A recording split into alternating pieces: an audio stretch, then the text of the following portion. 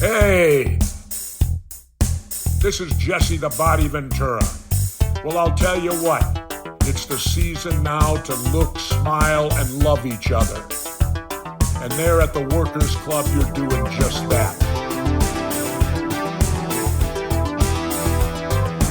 Times have been tough, no doubt about it. Tough on all of us. But you know what? So be it.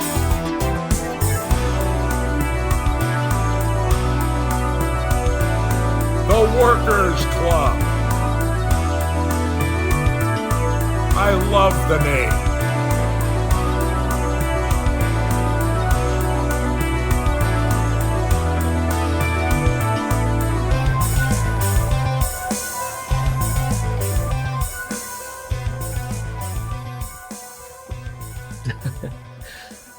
It's Workers Club. It's Gus, it's Larry, it's Wilson. And it's Workers Club 100. 100 episodes. Probably what, over 200 hours of reading these books, wrestling related books. What do we learn? What are we doing?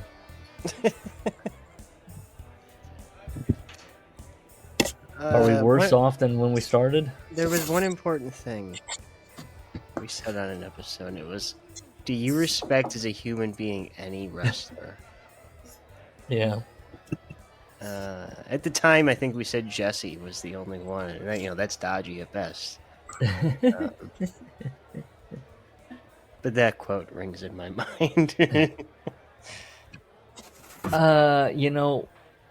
We'll get to, what we're doing here, but, Vince McMahon never really entered into it when I was setting up this tournament thing, because as much as he's popped up in books that we've read, he's just like a daddy. And he's like still an unknowable figure. He's just this guy that's screwing over his employees, but then everybody's like, please love me, daddy.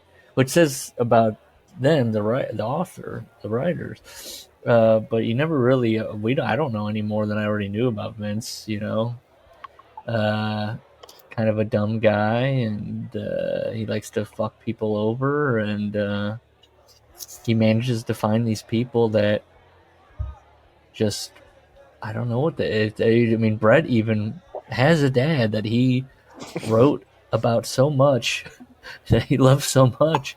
Vince was like, anytime Vince fucked him over, he'd be like, interesting, didn't see that coming. Eric Bischoff, he pops up a lot, but he's just like a guy. Everyone talks about him as just like a guy. There's no, I wait until we read his book and we figure him out. I pulled up Peller's book on PDF because I didn't have it on PDF, and I wanted to find some more characters. Mm-hmm. And I'd like to read some of this just for Gus, but I'm being reminded of things, and then there's a Hogan part. Except it's American Dream Sonny Logan, but it's Hogan, But I like this part. What was his name? Michael Harding. Michael Harding. Mm-hmm. Someone's telling him about Rob Robertson. Now, Gus, who do you think Rob Robertson's real life, figure is? Rob Robertson. I'll say this. You have to wear 3 pairs of tights when you wrestle him, because he's going to try to grab you. And he takes advantage of the ring boys. Oh, no. It's Pat Patterson. Okay. You follow it? Rob Robertson? I got it. Patterson? Yeah. Hippo, Gorilla? What was the Vince McMahon character's name? Ooh, that one I don't remember. It was like, it was something very... It was Hippo Hailberg. That was, Gorilla Monsoon. Vince McMahon was like, man, I have all the books out in front of me and I could just look it up, but I'm just going to say it's something like Sterling, He's going to meet with him. Yeah. It's Yeah, so Mike's getting the lowdown of the secrets of the WWO. He says, to hear these two put it, the WWO roster was a collection of drug users, perverts, alcoholics, and malcontents with assorted inferiority complexes. How about Sonny Logan, I asked, eager to get away from so much moral ambiguity. Sonny Logan, Richie grunted and took a long swallow of beer. Total cokehead. yeah, Hogan. What do you say? Richie was now telling me that to be like Sonny Logan, I'd have to snort at least a gram of coke a day. That's what he was doing while I worked there. He'd always say, I'm a big man and big men need big lines. Oh my god, I could see Hogan saying that. That's all. I'm a big dude, brother. Big dudes, big lines. God, when Colin put that clip in the Discord of him talking, it really hit me how dumb he sounds all the time. Just, with the oh gosh. I don't want to listen, I know Terry Crews was taken advantage of, so it can happen to men, even big men. Yeah. And not ha about it, but come on, who's looking for Hogan? Rob Robertson, probably. Or his real life counterpart. Didn't what's his name like him? In Hollywood, the one guy's name? I know in Hollywood. Well, I mean, if you look, God, who am I trying to think of? What's the one guy's name? Oh, yeah. JR does the impersonation of him. Oh, Barnett? Barnett, he strikes me as a Hollywood type. He did like young Hogan, but that was young Hogan. Yeah. He had the mushroom cloud chest hair, I think, when Barnett liked him. Well, I figured we'd get any and all thoughts on how we feel about this whole outfit now, as opposed to when we're tired, X amount of hours from now. I wrote something to stir, like right. Here's just my general thoughts. I wrote some notes. Vince McMahon Jr. is Thomas Rockart Jr. Rockart, yeah, I knew it was something that very Thomas Rockart Jr. That's right. Okay, see if you guys can disagree or say I've thought too much about it. This is what I wrote. We're all Marks reading books by Marks. And I'm just using Hogan because he's like the latest one we were doing. This is what kind of spurred it. I was thinking about Hogan. Hogan is this major pop culture figure to this day in the RNC. He's still making the news. He's still out there. He still finds relevancy. And it would be interesting to read about his life and his thoughts. What made him popular. What he thinks made him popular, why he resonated with the public at that time, to such a degree that he was the guy that really that boom in particular, what that felt like to be at the epicenter of it, to be Hulk Hogan. Sure. Well, maybe and we'll does get a wrestler, what? I want to. I'm waiting. I want to know if there's a wrestler that can exorcise themselves, from them, the character and from the wrestling world, and look back, how a movie actor can look back on their career. Steve kind of did. Well, except we didn't get to part 2, so we didn't get to. But I bet he would. I bring him up here in my. Okay. Most of the time, what we get is Carney's made up bullshit and zero self-reflection. I wrote, see, you get little morsels from a guy like Steve or even Brett or even Mick. They have that moment where they're like, they kind of digress a little bit. Then I randomly wrote, how did Ben Peller write a better book than Sean Oliver? Overall, these books are making their case for some dumb issue. All these books are a lot of authors are like, I really want to it's my chance as a writer to communicate to a person when you're reading it. It's like that one-on-one. I'm going to get all this out of what I want. It's in my gut. I need to get it out. And all these books, a lot of these books we've read, is that they've got a specific issue they need to address that they've either heard about or been told about, or they know that this is how the perception of them, and they need it to be addressed. Your Honor, I'd like it to be known Goldberg was a mark. Thank you, Mr. Russo. Thank you, anybody that's written about Goldberg, really.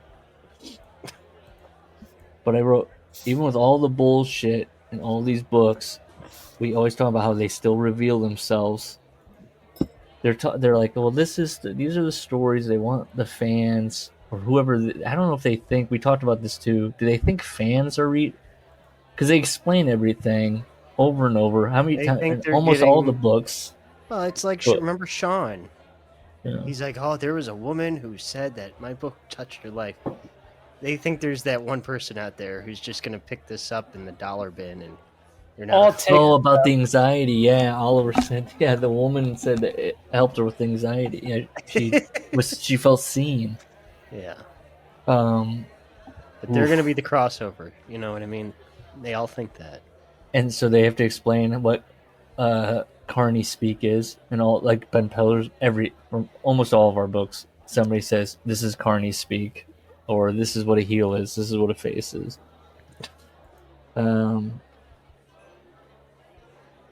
But this, like Vince Russo writes, and he writes so many stories, and you're like, yeah, you're the asshole. But that's not his takeaway as he's writing all this down.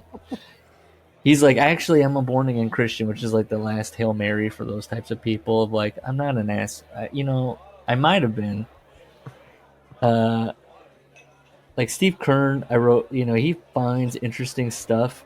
And I'm not saying it's a lot of the same stuff of like dumb road stories and things like that, but he somehow figured out with Ian Douglas to come across as like a decent guy that understood that the wrestling business is stupid, and that he is also, like, when he writes the story about him blading and then him running with his friend to be like, look what we did. Like, there's that level that I'm looking for of like, he acknowledges that was dumb and silly, but it's funny. But like, you take that and then you take what Triple H or Hogan think are interesting things to talk about. And so, like, with Hogan, it's like George Foreman was going to beat the shit out of me. Or what was another random ass helicopter scare me? Triple H is, this is what I order at a gas station. He thinks you want to read that. Yeah. And he thinks somebody's going to read his book. Yeah, I mean, just remember that foreword where he's like, I really believe if you put these principles to use in your life, you'll be successful at anything. Well, he's how to do a doing butterfly steroids. curl. Yes, yes.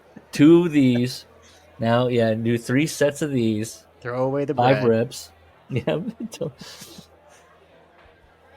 But, and then what's crazy is that, and we talk about it whenever we start a new book, all the books are well reviewed. They love them. The fans are just like the Hogan book. One guy was like 4 stars out of 5. I liked the story where the guy had the cheese. He's sucking the cheese with his teeth. It's like, Jesus, that's the bar? That's what we're doing? Well, why do the wrestling fans have such a low bar for wrestling books? There's so many wrestling books. Who was doing the cheese thing? I can't remember. Do you remember? It was a wrestling promoter, wasn't it? Mm-hmm. It's disgusting. It was one of the most disgusting things we've ever read. Sucking the cheese out of like the burger or something, or sucking the cheese out of his teeth. Out of his dentures. Yeah, out of his he's taking his dentures. Yeah, that's what it was. He's taking his dentures and he's like getting the cheese. It was Louis Tillett who ran Pensacola, Alabama. Oh, jeez. Then I was just like, are we in the minority that we expect like more out of these like quote unquote artists? Yeah, I was like, well, we've liked some though, so it's not. Then I started thinking about Sidney Lumet's book. Has anybody read Making Movies by Sidney Lumet? I should. No. Here's what I wrote. It's so accessible. You come away with so much, even though it's just his general overview of his filmmaking process. So, like, he writes about rehearsals. At one point, he talks about different actors' approach to rehearsals and him managing that. and just like even like scouting locations and all that just goes in. But it's not like nuts and bolts. It's just his personal experience and how he handles it and why things did or did not work. But you come away like you like Hogan and Andre. You're like, okay, that's a seismic match. And if an actor or like Sidney Lumet wrote about it, you would want to know like what goes into that and how they felt on that, doing that in front of that many people, and what was their goal. And what we got really was made up bullshit of like Andre might shoot on me, and also Andre shits a lot. That's of the two people, because Andre died, never wrote a book. But it's just like, I know, an honest, like, detailed look at that match. You'd be like, I knew the match was gonna suck because Andre couldn't fucking move. I remember this looking like shit, and then this. You know what I mean? If he had or like a even real just recollection of it. somebody saying, do I think we can actually fill that building with, and what can we do as the main event? And then even speaking about like the other matches on the card and going, because wrestlers do consider that of like, oh, I've got to follow that now. Well, and there was the Savage Steamboat match that Hogan didn't like, supposedly. Yeah. That's what I'm talking. And so it's like, get like, he's watching that and going, God, and then we're gonna go out there and stand in the middle of the ring, and is it gonna be enough to our like charisma to carry this thing? And but Hogan would never have that self-doubt in print. That's what, yes, Flair would, but then while I say all this, then when we do these books, I'm like, they are telling us something about themselves, where they have that thing where you're like, they're telling on themselves while they think they're bullshitting the marks. Mm-hmm. I just eventually wrote, what is it? That's the podcast. This is all incredibly stupid, but we're finding out who these people are. Huh? There you go. I don't know. That's all I had. And then I had the Vince's dad. I was like, yeah, all these guys. Vince is such a major figure in their life, and all just comes down to Vince's dad. Yeah. We're gonna keep doing book. Like, I think what we'll find, what JR's grilling book. What are we gonna get out of that? Something. I know that much. Who's writing the Discord? I was thinking about another fiction, because those are fun. Do another one. I mean, that's what's also crazy. There are other people, not even related to the wrestling business, that have written fiction books set in the pro wrestling world. Yeah. I know. I definitely have those. Or Tatum Brown by McFoley. Oh, yeah, man. Yeah, That might be fun. That's one. Because even in those, like we talked about Stephen King and other writers that you like, when they're writing the fiction books, you're kind of like, I think I know what you. I get what you do and don't like, and I think there's fucked up shit in the book if I remember correctly. Oh boy, like abuse and rapes and stuff. Yeah, I think we like read a review or something that was pretty dark. Interesting. So that might be it. I think that's gonna be it. That's might be your pick. If I can find it from Anna's archive. Yeah. I'll buy it. I mean, is it for sale? I'll send you a copy. Or we can do Countdown to Lockdown, a hardcore journal. Which was What his was that? TNA. It was his TNA book. Okay. I feel like at this point we could get Mick. I feel like he's having. Well, and that's the other thing. I know he's a Barry Bloom guy, but if we're talking about fucking Tatum Brown, I think he'd be so marked out, just like Sean was. I know.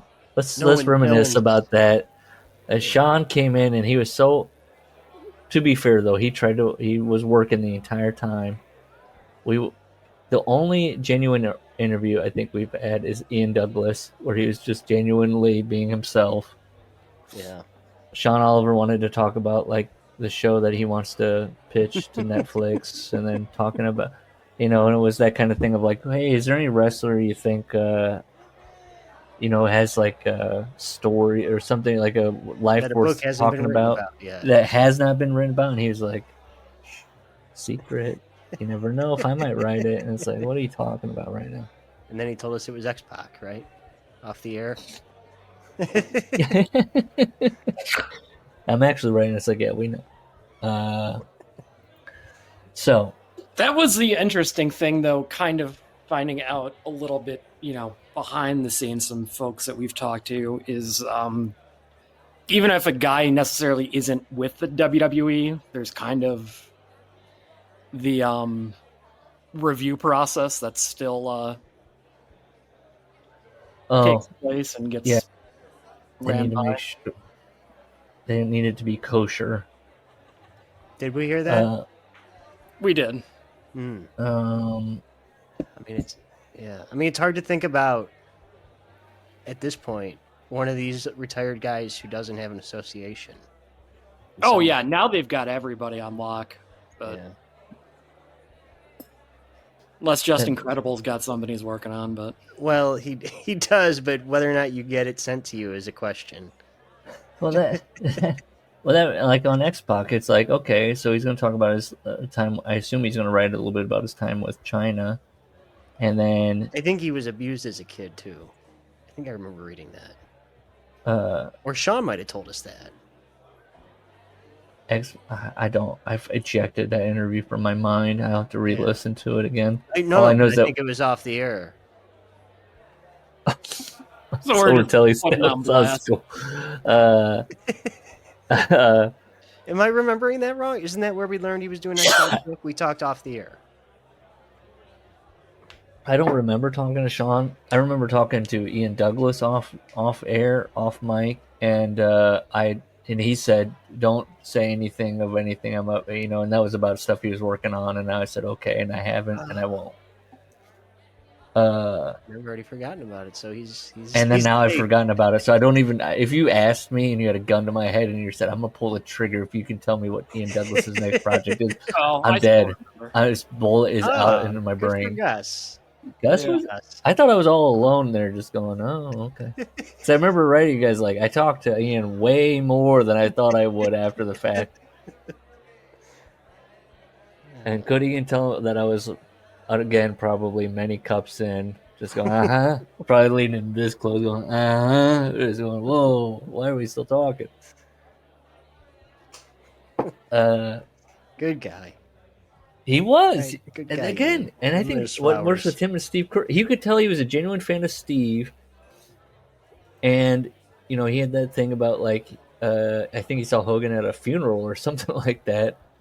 That story, he's a genuine fan and and what's good, when we talk about, like, the transcripts thing that we've seen, like, he talked about, like, he's interviewing Steve and then kind of forming it and sending it to Steve and going, is this what you want? Am I getting it across? Where you see Michael Jan, and I'm going to ask Michael Jan because it sounds like he just could not be bothered. And maybe I'm wrong, but it sounds like where it was just Hogan talking, he was like, I'm going to put in any way. There's definitely a point in the book where it feels like it flips, and it's just like, we're just going to let the tape recorder run, and I'm just dictating. He's dictating, I'm transcribing.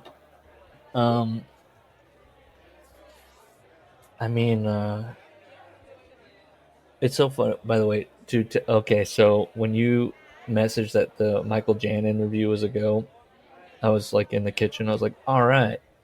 And my wife was like, well, what's up? And I was like, oh, we're going to interview another author. And she just kind of was like, it's just still the same of like, who? Why? Like, I feel like we're doing this weird. Like more impressed, and I usually knock him down because I actually just told my best friend tonight.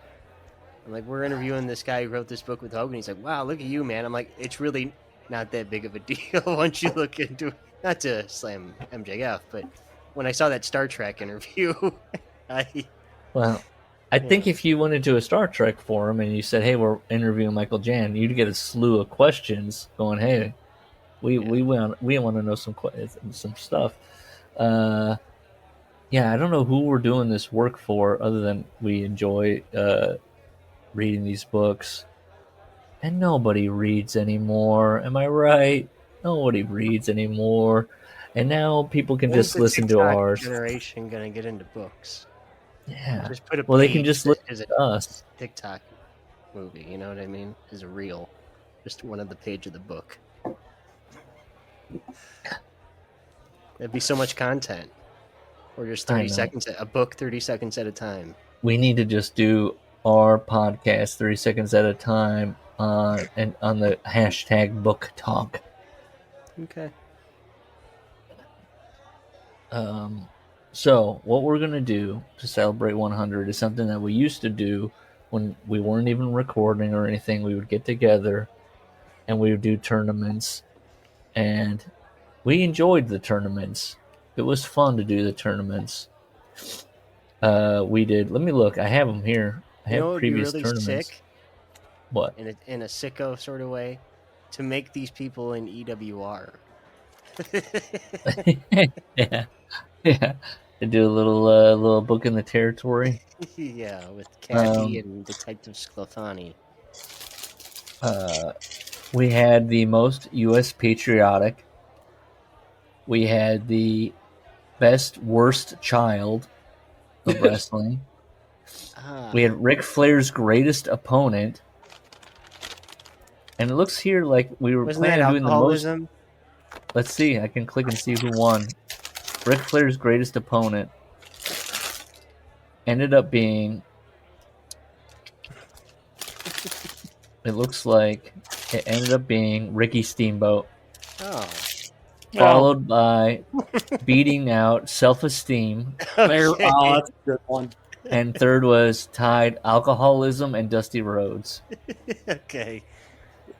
I bumped Dusty down now in hindsight, but Fifth, Sting, Jim Herd, Fatherhood, and The Plane Ride from Hell. Oh. Then ninth, Randy Savage, Eric Bischoff, Hulk Hogan, Bret Hart, Roddy Piper. Ninth, Marriage, Terry Funk and David Flair.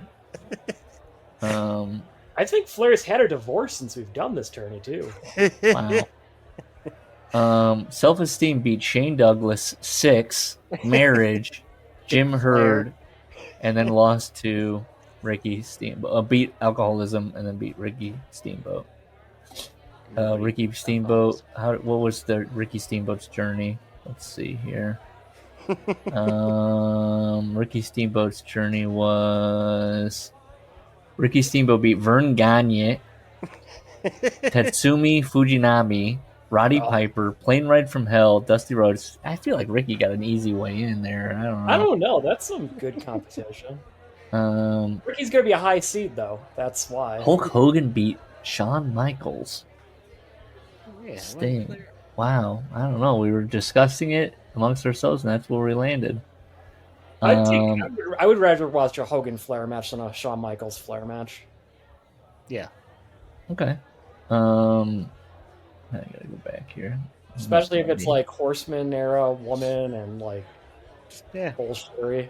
Most U.S. patriotic was Hogan. was 16, and it was Kurt Angle beating John Cena. That's a pretty simple one. Best worst child, that was 64. Stephanie McMahon won. I don't remember that. Best worst child. Second place was Mike Von Erich. Third was The Rock and Chris Von Erich. Wow. Fifth was David Flair, Bruce Hart, Eric Watts, Jackie Jr., Brian Christopher's ninth, Curtis Axel, Shane McMahon, Dustin Rhodes, Road Dogg, Jimmy Uso, Dominic Mysterio, Brian Pillman Jr. I love that Jimmy Uso was up there for. Hey, Dom should be reseated now. Yeah.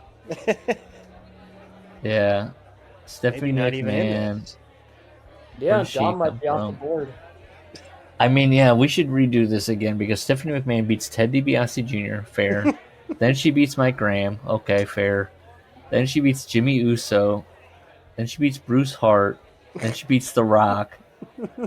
And she beats Mike Von Erich in the finals. Mike Von Erich made it so far. Beat David Flair, Dominic. Be that Cotton Bowl show. Shane McMahon. Jay Uso, Frank Udy, Frank Cutie was seated 6th. I don't remember. Mike that. Von Erich was seated 59. I don't think we're seating. I think I seated properly for this coming up. We have most boring with 0 participants, but that was on the table to do. Have you tried to rewatch Iron Claw? No, I only watched it one time and I was like, this stinks. There's most boring and the greatest wrestler of all time. That has 250 wrestlers in there. Oh my lord. Boring.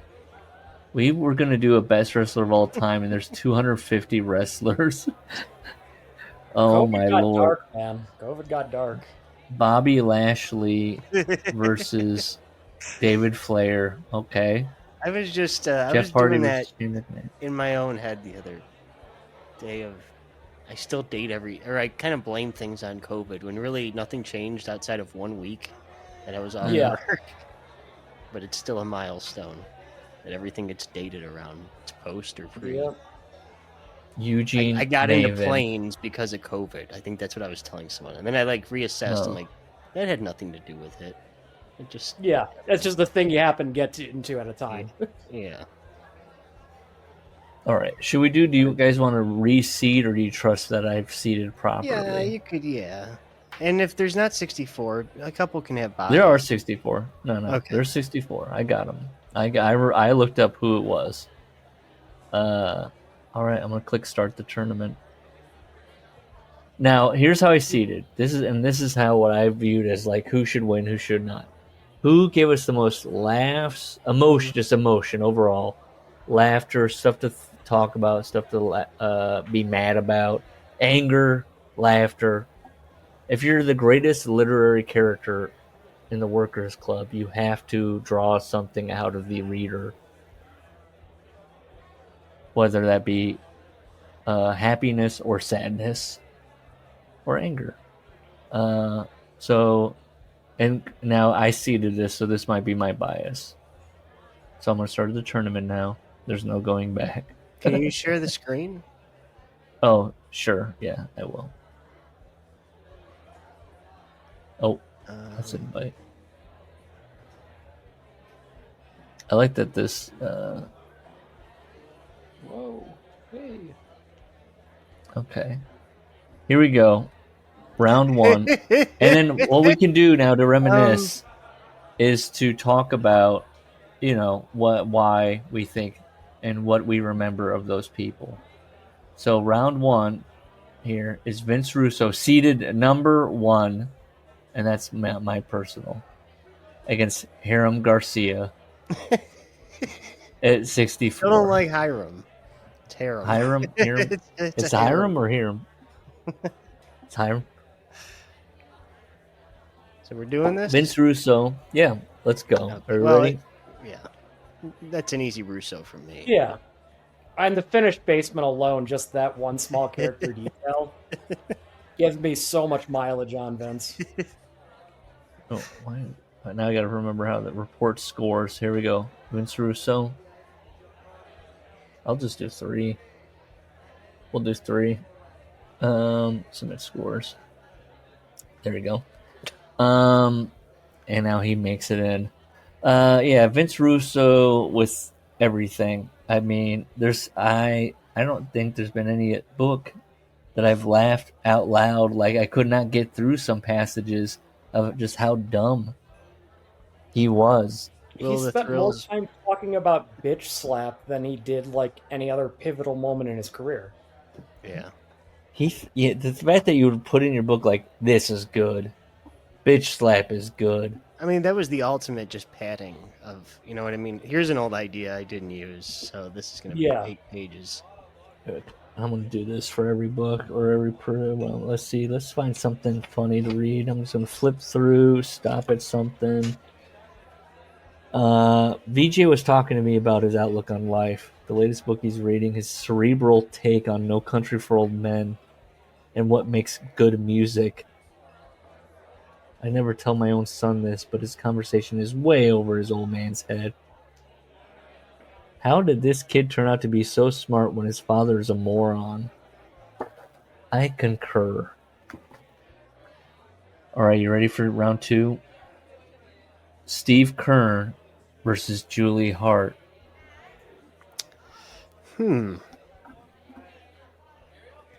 Steve Kern is seated at 32. Julie Hart's at 33. Kern's not ridiculous, so you sleep on him. No. Yeah. Well, we did enjoy him, but then Julie Hart, but she's not really much of a she's a character. But not very three-dimensional in Brett's book. She's just nagging at him all the time and Yes. making his life miserable. Yeah. Just because he's fucking to not do drugs. Correct. I feel like Steve Kern here wins, and that's just from just how it shakes out. Steve Kern made us chuckle quite a bit. He was just a good guy. The fact, like, he stands alone, just alone for his thing of like being trained by Eddie Graham.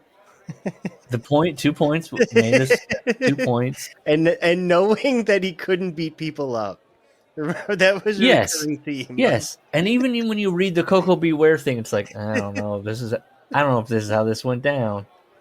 Like, it wasn't like, and I beat him up. It was like, hey, we just went back and forth, and I got right. that. He couldn't even. Okay. He lied, but he couldn't even lie to make himself win. It was just He couldn't commit. And then also, just the Eddie Graham stuff of being like, actually, this guy might be a piece of shit. Sitting at the Dominican Republic airport for 2 days. Yes. Doing an Al Snow bit of not, like, what do I do? No one's calling me.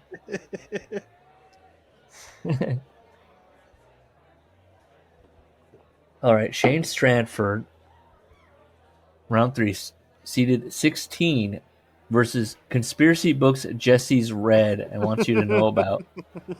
This is a tough one because Shane Stratford, now, if you'll have to remind me, he ran the school, right? He ran the school in Ben Peller's book, Living the Gimmick. Rest in peace. Yeah, rest in peace, Ben Peller. And yeah, I know, right? When I used to do little like post-its instead of highlighting. Shane Stratford was huffing nail polish. And if you remember, Gus, you were on that episode where they addressed, how does he huff it? It's not in a good way. It's like he doesn't have like a little vial. He has like a jug that he's huffing out of. It doesn't make sense. But he also teaches him how to speak Carney. Kizarni. Let's see here. If I can find a Shane Stratford. But then doesn't he show up in the WWA? WWO. WWO. Sweet dreams. Shane, he says to him. Here it is. Next couple lessons, he chuckled with gentle dismissal. He pulled out the brown bottle once again and inhaled deeply. Nail polish remover, he explained. Better than Valium. What a hit. I took a tentative sniff. Nah, you gotta smell it like you would a woman. I snorted violently. There you go.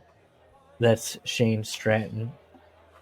Or Stratford. Tiffany Stratton's on my mind from the Charlotte. Shane Stratford.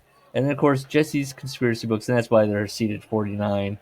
It's just when we read his book about conspiracies, it was a whole thing of... Go read this book. I read in this book about JFK's assassination. He was doing a book report. His conspiracy is a book report. So we on Shane. Shane's moving forward. Yeah, I'll thumb that up. All 3. Boom. Round 4. What's up, Larry? It's really sad. This might speak to my state. Yeah. Oh no. I didn't know I was muted for the last minute, and I was laughing, and I thought I was participating. Okay. Oh, no. So now just laugh for a minute, and then take that audio and put it in on top. Okay. Just do like a fake laugh. No, come on. No, okay. Little child squishing shit between their toes that Brett locks eyes with, seated number 17 In India. in India, versus Disco Inferno, who Vince insists is a genius, and you can never tell in the book, is he he's like, yeah, it's dumb, that's why it's good, and it's like he waffles between him having good ideas and him being an idiot. You can't lock him down. What do we think? Because the little child we enjoyed that. Brett's locking eyes. Let me see if I can find the little No, child I'm in going to India. find it. Don't worry. You got it. Yeah. You just put squishing or toes. That was a good one. By the way, I was like, oh man, I should have really put some Post-it notes and the things I wanted to read about or whatever. And I was like, our show's so shaggy, and that's why I like it. I'm going to read all of the results just because Brett's book is fun. Number one's not it. Dangle our bare feet through the slats in the porch steps and drip fudgicles onto our toes. No context. Nice. Red as little tomatoes. Smith was annoyed at their obvious potatoes.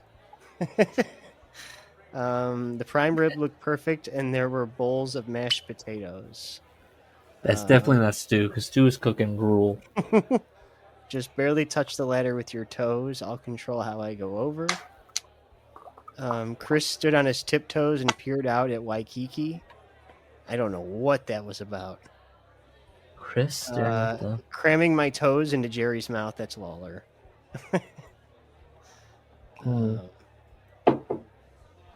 Had infected from my toes. Oh, Lawler's mouth isn't okay.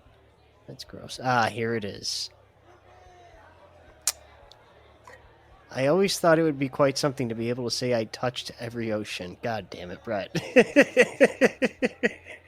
It's such a Brett He's thing. on the boat. He's over like this, and he's like one of those ancient explorers putting his hand to his forehead. He's regular Ferdinand. He's like Tom Sizemore, Saving Private Ryan, scooping dirt up into a. He loved that, right? Tom Sizemore putting the dirt into the little glass jars and Saving Private Ryan. Yeah. He's like, oh fuck yeah! And I forgot the previous paragraph was about that billboard for Hitman jeans, where it was a Bret Hart lookalike. And he's like, I got a chuckle out of it. And then I was mad that they weren't paying me for it. Hitman jeans. And then, anyways, it was... The model was hooking his butt loops. When the guide stopped our taxi at a beach, it was plain that he was uncomfortable just being close to the water. The Indian Ocean at Mumbai was a scummy green soup littered with garbage. In the air were incense, spices, and cooking oil combined with sweat, piss, and shit. As we made our way to the shoreline, wow. Why are you still going? Watching people casually defecate in the sand. We were besieged by friendly beggars. How you doing, Gus? And most of whom were small kids. Awesome nausea. I'm so happy right now. Oh, I'm sorry. You smell the curd?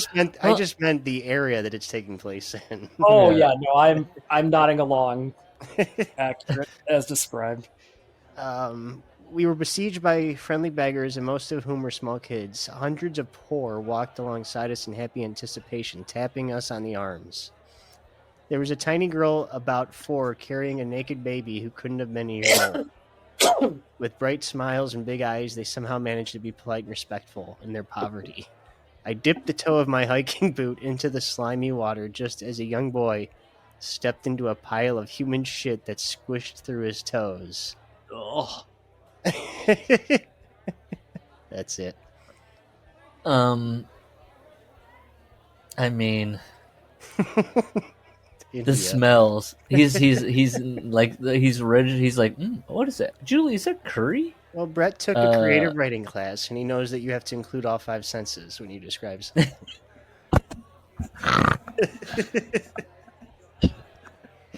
Oh man. And then what do we have for disco? I mean, oh gosh, I have all these books just He like just laying feels like around. such a throwaway. I can't even really. I go with the shit kid. Yeah. I mean, the shit kid is definitely. Let me try to find because the Small, but chapter what a is called fucking- disco. What writing by Brett? I mean, this guy. Why hasn't he written a novel? Yeah, why is he? What's his Was it Tatum Brown? Was Yeah. Tatum. Tatum Brown? Disco. Where's the chapter? Disco. It's called Disco, right? Why am I not finding this? David Arquette. Dogman cometh. Yeah, Dogman. Woof woof. He's in the tournament. Dogman made it in. I can't wait for Dogman. Maybe he doesn't call it that. What does he call it then? Glenn. I thought he had a whole thing called, because he's like, you never believe who I think is the best booker in the world. And then the next chapter is like, Glenn. I don't remember that. Yeah. An old friend called him? No. Well, if we can't find it, didn't happen. I know. He's gonna lose here. He can't even defend himself. No, yeah. Vertigo. Yes, Vertigo. Now I'm a racist. Oh, disco doesn't suck. That's why I was looking. Okay. Disco doesn't suck. Let's see here. What does he have here? Let's just find something here. I will never forget one of Glenn's favorite pitches. He wrote a diagram. Scribbling seemed somewhat involved and intriguing. I watched. Remember, this is a joke pitch. He says later, it wasn't real. I watched in amazement, watching him work, which is a great sentence. I watched in amazement, watching him work. A fellow creative brother. I just knew his mind was working faster than his hand could draw. School for writing, like that's just like he's a journalist. I watched him. I was watching him. And then he's a fellow creative brother. I just knew his mind was working faster than his hand could draw. So that Vince, I don't remember if we talked about this in that episode. Vince is saying that he has had that, like Hulk, where he's like, write this down, and he can't even write so fast. Yes. Vince has had that where he's like, what if the two broads, bro? I can't even. My mind is working so fast. They hate each other. They're bitches. Hold on. They're slapping. Oh, my note was, I want to throw up. This is the angle. Disco says, this is the angle that's going to change the face of the wrestling business forever. It's hard to describe his childlike excitement. But let me see if I can. I wrote, please don't. Here we go. Remember when Ralphie reached... Remember how Vince Russo would compare things to movies he's seen? Oh, yeah. Well, the whole book started with that whole Avalon thing. Remember when Ralphie reached around the living room curtain and revealed that long, slender box that his father had directed to him? Remember that look of total joy? I haven't. Yeah, you know if what? you haven't seen the movie It's a yet, curse living in Cleveland. Because I fucking hate A Christmas Story. And it's I do too. It's the only thing people have to be proud of around here. It's very sad. You know what? I'm the third person. I also don't like that movie. No, Now, it's such boomer, like, bullshit, like, self-indulgent jerk-off, like... Yeah. The people that like it are 10 years older than us. Correct. That's exactly where it is. Holy shit. Who's this? Mrs. F. I hope. I know who this is. I can't believe I'm seeing it. Turn off your cam, Care. No, keep it on. It just automatically did. No, okay. No, because remember, our internet's so fucking horrible that we're now sending two signals. Wait. No, we should be okay. But if it slows down, just hit stop cam and it'll clean up. But I figure. What? Oh, No, she's gone. That's okay. She'll She figure it absolutely booted out. out. They will need to connect their microcam before you can add them. Okay. Okay, keep going.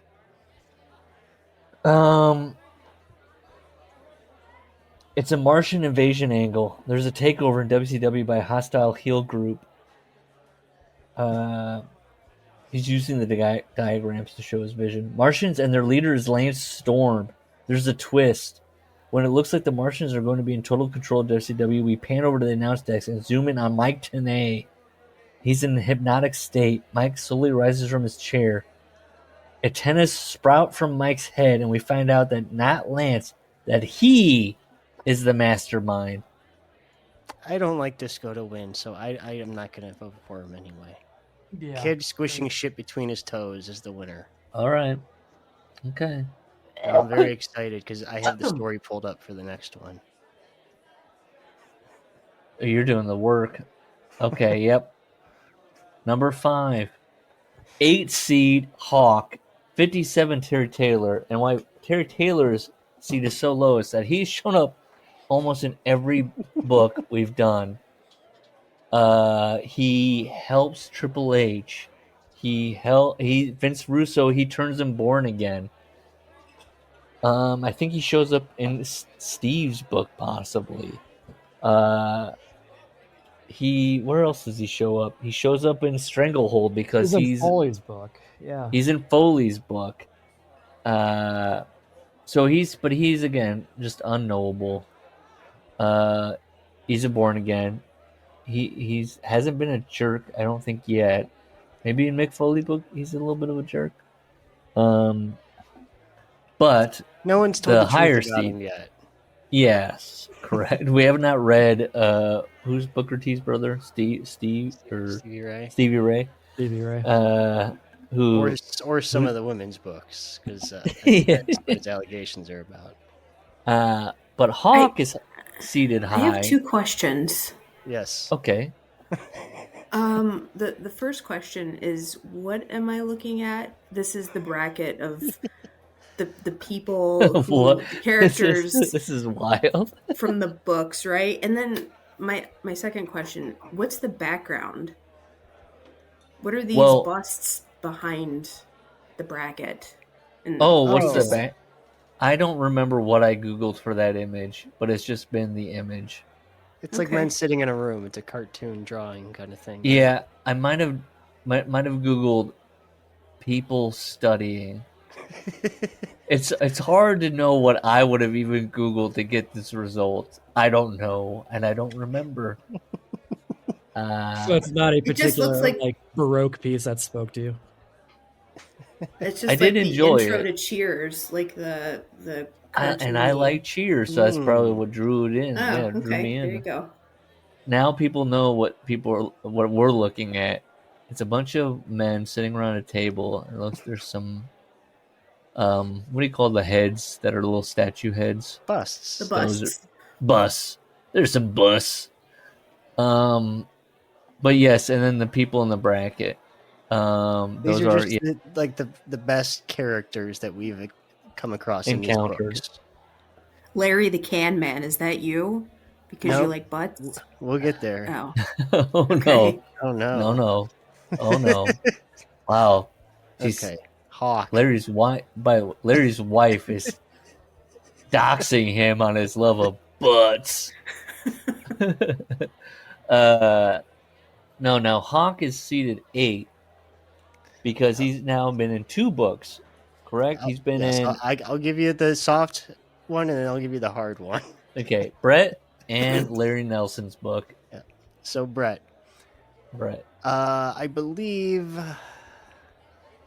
Is this a Saturday night's main event? Yes. They're going to wrestle Hart Foundation against the Road Warriors. An hour before our match, Hawk tilted his head back and plopped 3 or 4 Placidils in his mouth as if he was trying to impress me and Jim. By the time we made our way to the ring, Hawk was half asleep on rubber legs. Needless to say, what should have been an all-time classic turned into a bore as Animal Jim and I did all we could not to expose to Vince or the agents that Hawk was nearly comatose. I liked Hawk, but I was disappointed that he ruined something that meant a lot to the rest of us. And then later, next year, then at Wembley, oh, in the dressing room, Hawk gave me a sour smile as he casually popped 3 Plastidils into his mouth and hung his tongue out where they stuck, just long enough for him to wash them down with black coffee. I guess Rocco the talking dummy was getting to him even more than I'd thought. Why anybody would do that was beyond me. I liked Hawk and sensed in that instant that he was at some personal breaking point on his own road to self-destruction. That's a writer. That is. I forgot he's also in Steve Kern's book. Well, because they don't sell. Remember, that was Steve's big bugaboo with them. They would not sell. They were trying to work with them. So Larry Nelson. But yes, Larry Nelson is why when he really. Oh, by the way, before we leave on Brett, also Hawk was so broken about Stu's death. Do you remember that? That he died the next day. That he died, and Brett was like, "Think about it." It might have. His heart might have given out because he loves Stu so much. So at the Winnipeg airport, yes. Larry Nelson sits down next to Hawk on a bench, and we strike up a conversation. Yep. He describes the Road Warriors. Okay, early on in our conversation, he surprised me by revealing that some of his muscle came from anabolic steroids. I remember as he just casually, Imagine me, an alcoholic, secretly judging a steroid user. In hindsight, I was a hypocrite. Let's see. Then he told me of his taking a girl of about 16, back to his room. They had been drinking. When they got to his room, the foreplay began. Then nudity. Then onto the bed. It was there that she balked. He wouldn't take no for an answer. She was still there in the morning, and he wanted more. She wanted it, or why was she there? He asked. She wanted the big bad rustler to take her, he reasoned. But she's 16, I thought. There I was, sitting in the airport in Canada with a man who may have just committed statutory rape. As I had no idea what the real story was and no knowledge of Canadian law, I had only my imagination to paint a picture of what could happen at any minute. Perhaps I worried every cop or Mountie in Canada could be on the way to this airport right now to arrest the beast sitting next to me. So yeah, cool guy. Larry sweating, looking around. I mean, my vote is Hawk. Yeah, that's Hawk is the Brett stuff alone. Where Hawk, that lives in my head, like Hawk being so sad about Stu. Yeah, that's just hilarious. Okay, this might be. Oh, this is going to be the first. I think this is going to be the first. Amy Russo, Vince Russo's wife, seated 25, and Cash Flow, who was only on watch along episodes, that's seated at 40. What are we thinking now? Amy Russo is only spoken about. Cash Flow got the shaft here, and I'm not even the Cash Flow fan of the crew. Yeah, but I just re-listened to our watch along of wrestlers. Yeah. Your quote about Cash Flow alone, easy win. Look, Cash Flow is a man of the people. Cash Flow only fucks when he's drunk. Yes, because he's making moonshine in the scene. Yeah. But Amy Russo is just more of a tragic figure than a like. Yeah, we felt bad for her. She sleeps alone. She sleeps alone. Vince is in the finished basement. Yep. She visits her sister a lot. Remember the time she tried to have the pastor talk to Vince in the early 90s? Yep. And he was like, "That's not how it works." I mean, are you guys going Cash Flow? Yeah. Just from the watch-alongs? Come on, we even watched that live pay-per-view, which Cash Flow headlined. Yeah, Cash Flow's a draw, so. Okay. 3 votes for Cash Flow. I've almost considered buying the Cash Flow. That's how. No. Round 7, Bruce Hart, seated 9, versus Shauna from Ben Peller's Living the Gimmick. Now, here is Shauna. We'll do the low seed. Shauna's thing was Larry called it early on. Shauna is the love interest and Ben Peller's living the gimmick. And it turns out that she is trans, which we then later kind of figured out. We think Ben Peller, definitely was into trans people. So that's that. I mean, and Shauna is just a kind of a hard-bodied, tan. There was one time, she has a picture in her wallet, remember? And it was of a boy. Yes, that of he herself. said looked like Shauna, and you thought it was a boyfriend. And I said, that is Shauna. That's where it clicked. Yeah. The fact that you called that without knowing that because we talked about it too at the time. I never that this was written in like 2001. That this guy wrote in 2001. He was like, and the love interest is a trans person. Is crazy. That's why it's like, why Ben Pillar wrote a better book than Sean Oliver. My problem with it is how he wrote it. He was like, she's dating somebody else, and it's like, I feel like in the wrestling world it wouldn't be like Shauna's trans, but he presents it entirely like it's a woman. It's very she's matter full of blown. fact. I mean, they have that little back and forth about what to call them, right? He says transvestite and she says transsexual. I think that was the way. Which is like a 2001. Yeah, he's in 2001. Yeah. Well, now Bruce Hart is seated higher. Yeah, that's a bummer. Because Bruce Hart booked a lot of Stampede, and we talked a lot about Bruce Hart's booking Stampede, and that was a lot of, according to Stu and Brett, a lot of nut shots, and a lot of like Bruce looking like Hulk Hogan. You know, he's gonna get beat up, and he's gonna clear the room with nut shots. Bruce's booking brought the fan that said, "Who's booking this shit?" and like looking right at Stu, who was sitting watching. I mean, that alone, Bruce Hart's booking made somebody, who's booking this shit? Let's not forget, Bruce Hart impregnated his 15-year-old student where he taught and married her. I was just going to ask that. I thought that was the one, and was going to bring this point up because that's creepy. Why would we vote for this person? Well, she did. I don't know who Shauna is. Okay, so I should tell Carrie, your wife, this is how we go for wins. Oh boy. Okay. When you're reading a book, is this person creating anger? Is he creating emotion? Is he creating laughter? How much should we talk? Does it live in your head? Which is like something that you read and lives in your head. Bruce lives in my head because of like what a moron he is. Yeah. And remember what's great about Brett's book? He wanted Brett to get juice at WrestleMania 26. Yes. And he wanted Triple H to run in. You can look at Brett has an index, and we'll get to it later. He even has his affairs like index. Like Rosemary is in the index. So if you want to look up, if his wife wanted to look up who specific, was that Rosemary, the Puerto Rican from New Jersey? Yep, she's in the tournament. Don't worry.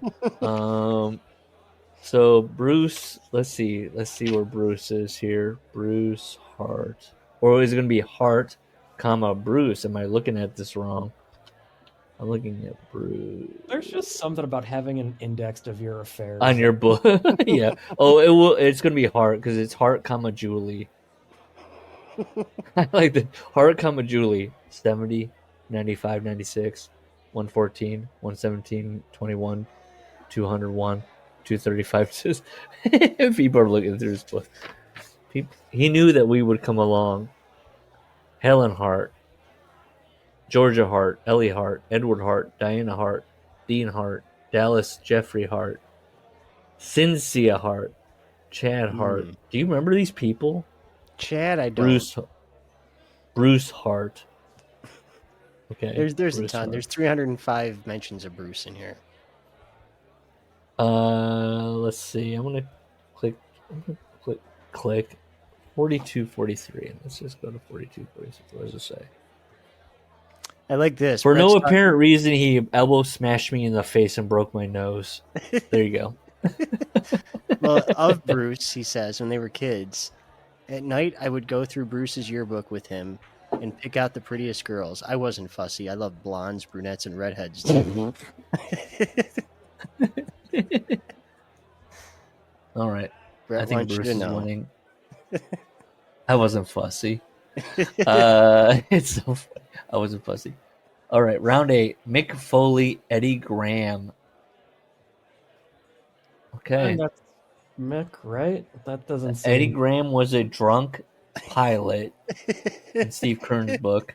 Didn't he land at the wrong airport, or he didn't use the radio or something? And yes, he got out and said he'd been hit in the head during a match, but he was really drunk. Yeah, that's what he said. They were like, "Why did you do this?" And he's like, "I just got done with a match. I'm fucked up. He got hit in the head." I don't know why Mick bitching about having to pay for the fountain sodas at the Jack in the Box in Dallas just lives with me for the rest of time. Yeah, it's an easy edge. I mean, yes, Mick Foley's and all. Yes. We'll talk about Mick more.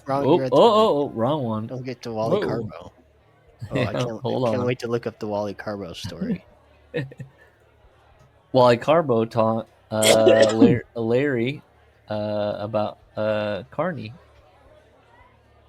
Hulk Hogan, Wally Carbo. Wally Carbo was Larry Nelson's go-to. Larry, I'm sure you've got it all pulled up and ready to go. Well, he did have the best-looking woman. Remember, upon landing at the Winnipeg airport, some of her entourage were greeted by happy women anxious to tend to them. The pick of the litter, an absolutely perfect specimen of womanhood, greeted Wally Carbo with a warm hug and led him to a late-model Cadillac waiting at the curb. Wally's girl wasn't like the others. Her clothing and makeup were tasteful, and she was well-spoken. Her bright eyes, friendly smile, long black hair, and great figure would have stood out in any crowd. There's one more Wally story. Let me see. It's early on. Wally, god damn it.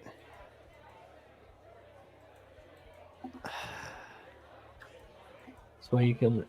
There was the thing about Wally only wearing one sock. That was very stupid. How about this? I mean, we might get to Larry Nelson later, but many wrestlers who have been billed as the Sheik are dark-complected Americans. I'm gonna save some of this for later. Man, some of these Larry lines are so funny. Should we put Ken Patera on? Here it is. When the woman drops Wally off, he showed up after the matches, collected the money, and departed with the woman again. Nobody saw them until she dropped him off at the airport. Wally is said to have had an insatiable appetite for scotch and sex. The latter backed up with a huge penis. Jesus. Larry Nelson. Larry's a writer. Well, then, of course, it's Hogan. I just wanted Wally to get his flowers. Yes. Wally, I want to find where Wally speaks Carney to him. Yeah. Imagine that landing in Winnipeg, Cadillac waiting for you at the curb. I imagine she had on a long fur coat. Okay, here it is. Do you know Carney? Wally asked. What in the world is Carney? I wondered. You add the sound eus between the first and second syllables of any word. Talk becomes tiuzok. Stop is stop. Larry, for example, is Lazari. This seems and sounds no more difficult than Pig Latin. I wrote this is dumb. Then he sees Nick Bockwinkel and he goes, "Hi, Nick." He merely glared at me and continued walking. Remember, I always assumed they never filled Larry in on kayfabe. Oh, Ken Resnick. I forgot about him. We might get laid. Oh, well, okay. So Hulk Hogan, well, we know all about, like, we're in it. We're in a, Hogan's Hulk a Hogan one is. seed, honestly. Man, I'm curious. He's a 4 seed right now. He's a 4 seed. What is Scrapbook Vagrant? Round 10, Scrapbook Vagrant 36 to Nasty Girl 29. Oh no. Do you remember Scrapbook? These are both Bret Hart characters. Scrapbook Vagrant is a Bret was at a YMCA. How did he end up at this YMCA? Oh, so these are both Bret stories. Okay. Yeah. Well, Yeah, no, remember he didn't have any money. And Bret, Yeah. Stu told him, if you ever need a place to go to the YMCA in town. Yeah. Now, why Stu would prefer the YMCA, I don't know. Yeah. Well, we had theories. You get a good meal. It's not a gay song. But Bret ends up at a YMCA. And a guy he tries to kiss him, right? And Bret has to punch He goes, him. "Hey," he's like, "Hey, let's check out these scrapbook." He's like, "Hey, look at this scrapbook here." He's like pointing at photos, and Bret is sitting next to him.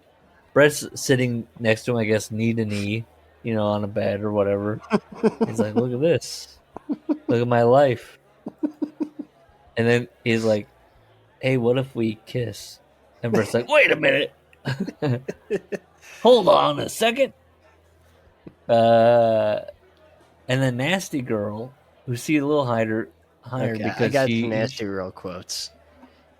Yeah, here we go. Clearing my inbox, I hit the gentle voice of a woman who called herself the Nasty Girl, telling me once again that she was going to make all my sexual dreams come true. She'd been leaving me messages after every Nitro for months. She called me again later that night and got me on the phone. I tried to be nice, but I finally had to be blunt with her and hung up. Some fans I'd limp for, others I had no time for at all. We talked about it at the time. Bret was into it until he wasn't. I think so. So he gets another one, and she threatens to kill him. Yes. Another one. Doesn't he describe her as a big black girl or something like that? He sees her eventually. Well, her note at a hotel said she'd caught a bus all the way up from Detroit after I stood her up for the second time. And an even more disturbing death threat. They caught Nasty Girl I happened to glance over my shoulder and caught Nasty Girl poking her head out from behind a cement pillar across the street. I was tired, fed up, and sick of the threat of her doing God knows what to me. I matter of fact asked the Avis lady, "Have you ever seen a real-life stalker before?" What a question. This poor Avis woman, they're dealing with, Well, Bret says she couldn't help but notice this large girl poking her head out from behind the pillar over my shoulder. You're not kidding, are you? She said. No, I'm not. Nasty Girl attacked a cop with a knife. Her wig comes off. Oh, no. If you want her wig off, you'll have to do it yourselves. I don't know what that means. Apparently, they needed to remove her wig to check whether she was carrying a concealed weapon in it. Oh, that's right. That's it. What do we think? Do we think Scrapbook Vagrant or are we thinking Nasty Girl? Nasty Girl. Should we read the scrapbook? I'm kind of leaning on Scrapbook. Okay, if you're going to contest it. I mean, Gus, do we need to read the scrapbook guy? I got it. Can you find a scrap? Yeah, it's very short, and I like Brett yeah. being a gay basher because that's clearly what's going on. I think. Yeah. Out of nowhere, he started to tell me that I had a beautiful voice, and he kept insisting that he wanted to come to my room and teach me how to sing. Oh my god. Why does he? Oh, because he says this guy looks like Scrooge McDuck. I didn't want Scrooge McDuck knowing what room I was in because I was worried the TV would be stolen. But I was still too good-natured to be rude. I thought the only way to get rid of him was to follow him to his room, where he wanted to show me his scrapbooks. I could tell that he lived in that tiny room. There was a shelf full of dog-eared paperbacks mounted on the wall over his bed. We sat down on the bed, and I was looking for my first opening to get out of there. Images of Chicago serial killer John Wayne Gacy floated in my head. Oh, Brett, how do you remember what you were thinking? I'm thinking Grey Gardens. Like, look at what I used to be. Scrooge plopped 3 big scrapbooks down on our laps and began flipping through pages of clippings and programs. Much to my surprise, he actually had been a singer when he'd had a life. He seemed harmless enough now, but when I opened up the 3rd scrapbook, I was stunned to see 2 men screwing on the cover of a gay magazine. He put his hand on my knee and asked, "Do you like?" In a recoil reaction, my fist smashed him right in the face. God damn it, Brett. Why do you gotta be like that? Do you like? I hate that voice you did. Do you like? Oh my god. Do you like? He flips a page. There's 2 men screwing. He's like, huh? You like? And Brett fucking just fucking. Brett's like logic to like make this situation less weird. I'm gonna go in this guy's like tiny room, sit knee to knee on his like at the YMCA, queen size bed, scrapbook. Just wait for my opportunity to leave. I like that Brett's like, well, this is traveling, and then the minute it turns, fuck this. I don't know. Now I'm like, go with him. Yeah. Now I'm going scrapbook guy. I'm picturing someone from a movie for that voice, and I can't think of it now. Oh, what's the guy from Biodome? In Magnolia. Yeah. See, why am I thinking Magnolia? Yeah, that guy at the end of the bar. That's yes. God, Wilson, you're so on my level. It's a Wilson mind meld, and you're not a Wilson. Yep, it's the guy arguing with William H. Macy. Yes. What's the guy? Magnolia movie. I'm typing it in right now. Magnolia movie. Wasn't he like the guy from like Gilligan's Island or something? I don't remember. April Grace? No. No, there. I got a picture of him, but it doesn't say what his name is. I know. I'm looking at it. I'm trying to find it. Henry Gibson. Okay. Henry Gibson. Yes, that's the guy. Yeah, that's the guy. Okay. So now, here we go. Ben Peller versus Freddie Blassie. Oh, jeez. Now, Freddie Blassie's shown up recently in a couple other things, but at least Ben Peller, I mean, he's well. Just go through the Blassie stuff because in Steve's, they goofed on Blassie because he being a dickhead in Japan. Yeah, right. That's which correct. was a good story. And then Hogan just kind of doesn't really say much about him. He's going, hey, you gotta shoot on him, you know. Oh, that's right. Oh, I forgot. He's the one who told him to shoot on Ricky Choshu. Yeah. And then Ben Peller's just a guy. He's just trying so hard. He had such a good life ending, though.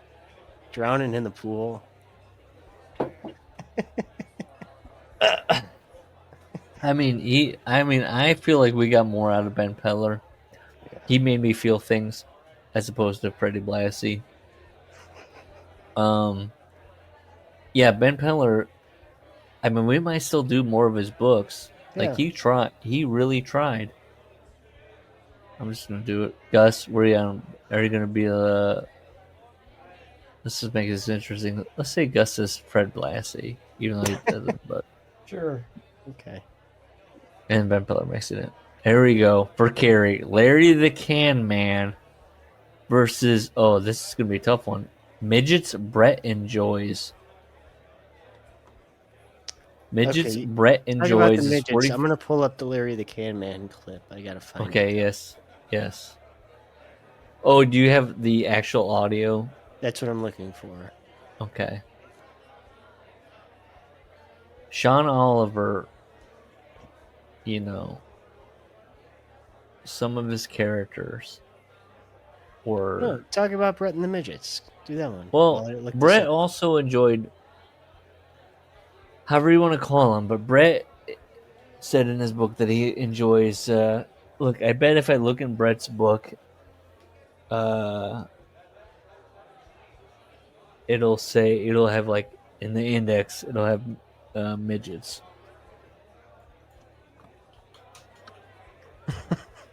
Let's see. I'm gonna go to M's. Lord Littlebrook, Haiti Kid. The Haiti Kid who's Yeah.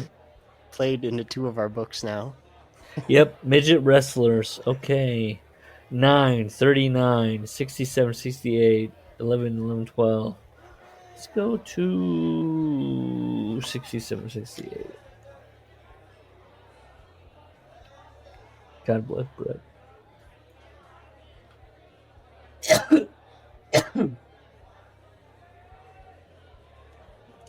That night, the pavilion was packed with all the extra overhead, airfares, hotels, and name attractions. Stu would lose money as usual.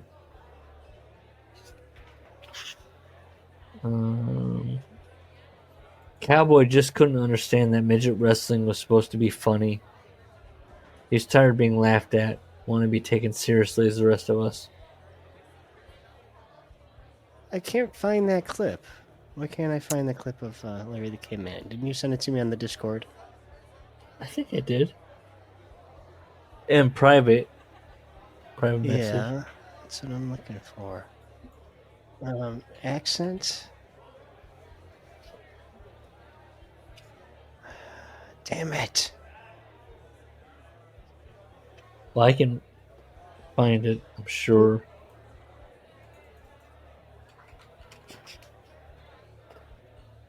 No, I can't find it. Okay.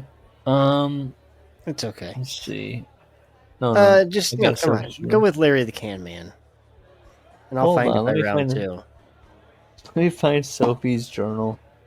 Where am I at here? Sophie's journal. Oh, they do. I gotta find all these books. I have all these books just laying around. Oh, here. Oh, nope, that's rope opera. Nope. What are you, Carrie? For the text? Yeah, I'm Why? literally looking for the books for the text. Oh, no, Mankind, Ed Ferrara. I have so many books laying around me. Look, Larry the Can Man is his Stephen King character. It's him going, all right, you know what's up. Right? Yeah, it was. I feel like but Brett's stereotypical. midgets, I feel like we should read. Considering he has an index Come on. called We're midgets. laboring. All right, okay. We're doing, okay. 3 votes. All right, we'll go. Some hardcore fans are going to disagree, but okay. Triple H versus Greg Gagne. Greg Gagne shows up a lot. Well, But Triple H, he didn't do much in Hogan's other than Hogan saying, what, I knew Greg Gagne was a liar or something? What was that story? no, Greg is telling him what's up. Oh, like, with hey, Jesse. people are, That's right. He was stirring the shit with Jesse. yeah. And he shows up in other books of like, He shows up in Larry Nelson's book. I'm sorry, Larry. They just don't want you. I think he shows up in Brett. I mean, he shows up, but we're going Triple H because we'll talk about later. You know, we'll go harder. Yeah. Let's go Triple H. Come on. Oh. Brian Gewirtz and Terry Ventura. Brian Gewirtz. Yeah, Gewirtz is like just the perennial lapdog.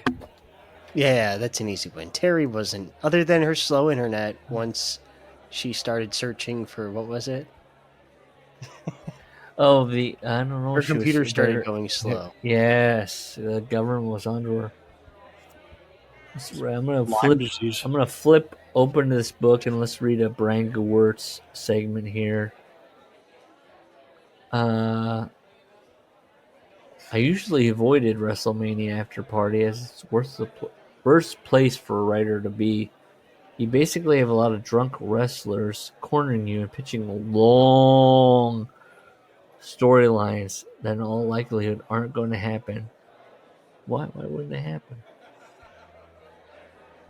Roddy, can you grab me some potatoes?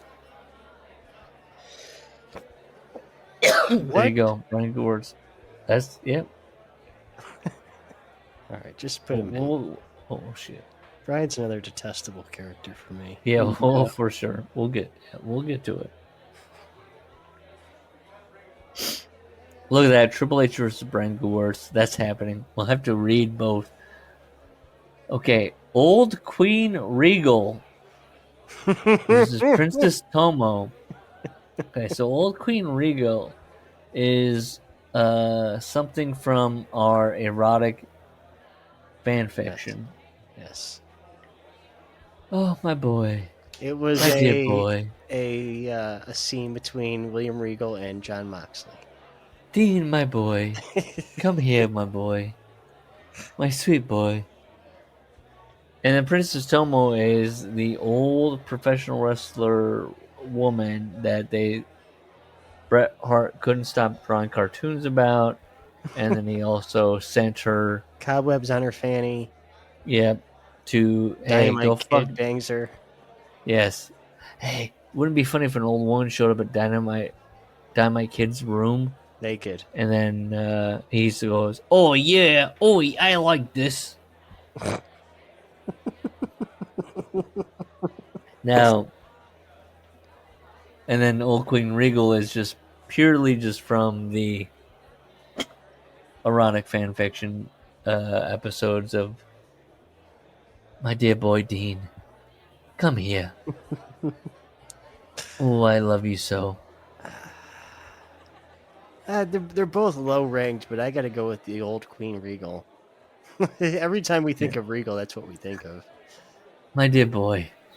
You're going to have to put a pin in that one and explain to me later, because I don't think I ever made no idea what's going on. To the erotica episode. I feel like you mentioned it in passing and just expected me to be like, oh, that sounds totally normal. Yeah, absolutely. And I just didn't question it. What if an old British man took you aside and was like, my dear boy, please penetrate me. My dear boy. I've trained you how to wrestle. Now it's time to wrestle my anus into your cock. They're more artistic. Something like that. Yeah. Yeah, the person that wrote that was much I read it straight. We read the erotica straight. I'm doing that. I pushed forward. Now, here we go. Sophie from Sophie's Journal versus Holly Hood. Ooh. Wow. Any opinions? Oh, Gus is muted. Gus? Listen. Holly Hood really imprinted on Gus and yourself. Hey now. Sophie imprinted on me. I don't think Sean Oliver did a good job of writing a child. Yeah, the kid wasn't really a character at all. Very nothing. Yes. While Holly Hood, we talked a lot about. Yeah. It's Gus. Gus. I mean, What I are you love the saying, Alice? boyfriend. I'm sorry, I'm actively sick right now. Oh, it's okay. Holly. I got to go with Holly over Sophie. I think we're gonna. I think, and I know Gus. It's Holly. Yeah. Oh, yeah. Okay. Bret Hart versus Darren Domino. Now, if you don't know Darren Domino, Darren Domino is the character, and he's ranked 63. Ooh, second from last. Yep. Darren Domino is Just to give him his flowers. Yeah, give his bio. He is in the Living the Gimmick book. He is the one shitting on women. And then Bret Hart is the masterful artist. Well, author. He's the analog for Duke the Dumpster Drosy. Yes. Because he drugs Darren Domino. Yes. H-bombs them, as he says. H-bombs them, and then shits on their chest. So, and then Bret Hart is the artist oddly specific. Yeah. I feel like we're all going Bret Hart, the artist, of course. Oh. Yeah. Oh, yeah. Filmmaker, storyteller. He's storytelling. Now, we have next in the 18th round, government-created Lyme disease versus Mike Graham. Damn. I love Mike Graham. Easy, Mike. I know, Mike. That's your vote? Now, Mike in our books. In Steve's book, he's a friend and schoolmate, right? Obviously, his dad's the promoter. Yeah. But he's shady as fuck. He takes Steve's money and starts a restaurant that's hooked up with the mob. And then loses all the money. Right. And we speculated that Henry Hill went down there to rough him up. That happens in Goodfellas. Another book that he was in. Well, he was in Hogan's book where he takes him into his van. Yes. That was bizarre. Great. And then, of course, I think, yes. Jesse's the plum lab. I thought about putting in the lab scientists where they would say, where Jesse was rolling up and going, "Hey, what's going on in here?" And they're going, "Nothing." And he's going, yeah, I'm on to you. Mike Graham is the guy. That was. We had so many. Our government. We had so many laughs, and I don't remember what spurred it, but yes, we looked up his recent thoughts. When he said, "I was like, I'll kill Chris Benoit. I'll cut his fucking head off." He said. Yeah. And then he said that Wade Boggs wanted to kill Randy Orton. That's right. Now we have Chuck Beastie versus Brett's Rosemary. This is a good one. Chuck Beastie in Ben Peller's book is the Macho Man equivalent, and he kills himself in the book by diving off the cage head first. Because he's so broken up about it. And then you have Brett's Rosemary, which if you look at Brett's book, now if I can find the book, I can't. Where did I put the book? Rosemary, or you could do it too if you have the PDF. Oh, the quick find of Rosemary. Yeah. Although he probably starts calling her Rosie after a while, I believe. Rosemary was a 21-year-old Puerto Rican bombshell. She was a waitress with a great body, golden brown skin, full red lips, eyes like a doe, and dark hair. I was surprised when she said with a Jersey accent, You're Bret Hart. I was disappointed when she told me she'd be quitting at the end of the day. In my mind, she's Rosie Perez. Yeah, exactly. Yeah, right.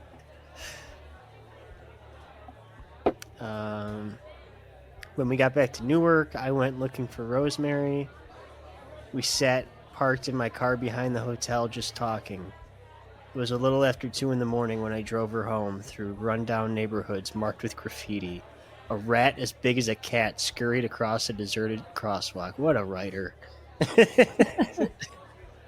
She lives in the slums. In Cory Booker's Newark. I broke down and called Rosemary instead. I knew it was wrong. But it was either that or night after night of booze and drugs with various wrestlers. See, Brett is thinking, my God, I could be just partying. Oh, but boy. You know what? I'm being very, he's watching TV with his Puerto Rican girlfriend. Yes. My vote is Brett's Rosemary. Yeah, I mean, then I parked behind the Hojos in Newark in early June. After 54 days on the road, I was relieved to be going home in the morning. Rosemary was pressed in close, her lipstick smudged, and I finally had to come clean with her. I'll have to tell you the truth, Rosie, I'm married. She stiffened and moved away from me. Got a little girl and a little boy named Blade, under 2 years old, at home. He doesn't say Blade. And Beans. I understand why you're angry with me, but I'm just very lonely down here. I guess you don't want much of anything to do with me. But then again, if you did, I like you a lot. What a bitch. I like you a lot. Let me see if I can find Chuck Beastie's. Go ahead. That's just, yeah, I mean, he's just, you could tell a dirty fighter with Julie, just with something like that. He's manipulative. Right? Wait, did he really say that in the book? I Yeah. like you a lot. Oh, you didn't hear the whole rationale? Oh, what a fucking nerd. No, he tells her he's married, but he's very lonely, and he understands if she doesn't want anything to do with him, but he likes her a lot. Well, I mean, I heard all of that, but still, my judgment stands. I'm trying to find Chuck Beastie's death, and unfortunately, it doesn't have an index on a fictional book. Oh, hang on. I got the PDF. You got it. Oh, no, I can't. It's only PDF e-reader. Yeah, it's not a PDF. It's an EPUB. Yeah, I'm not going to find it. I mean, I would say to people listening, he's Randy Savage. He's got a woman like Elizabeth. Yeah, go listen to the old episodes. And Michael Pessner. What's his name? Michael what? Harding. Michael Harding. He becomes friends with them. They're out to dinner, remember? And they're like fighting. I remember the Soul Taker stuff. He goes to hang out with a Soul Taker. Oh Lord. But yeah, okay, Chuck Beastie, I don't know, because I think the woman left him, right? So he's wrestling him in a cage match on a pay-per-view, like a Hell in a Cell. Yes. And he jumps off the top of the cage and takes a header on purpose to kill himself. Takes a header, yeah.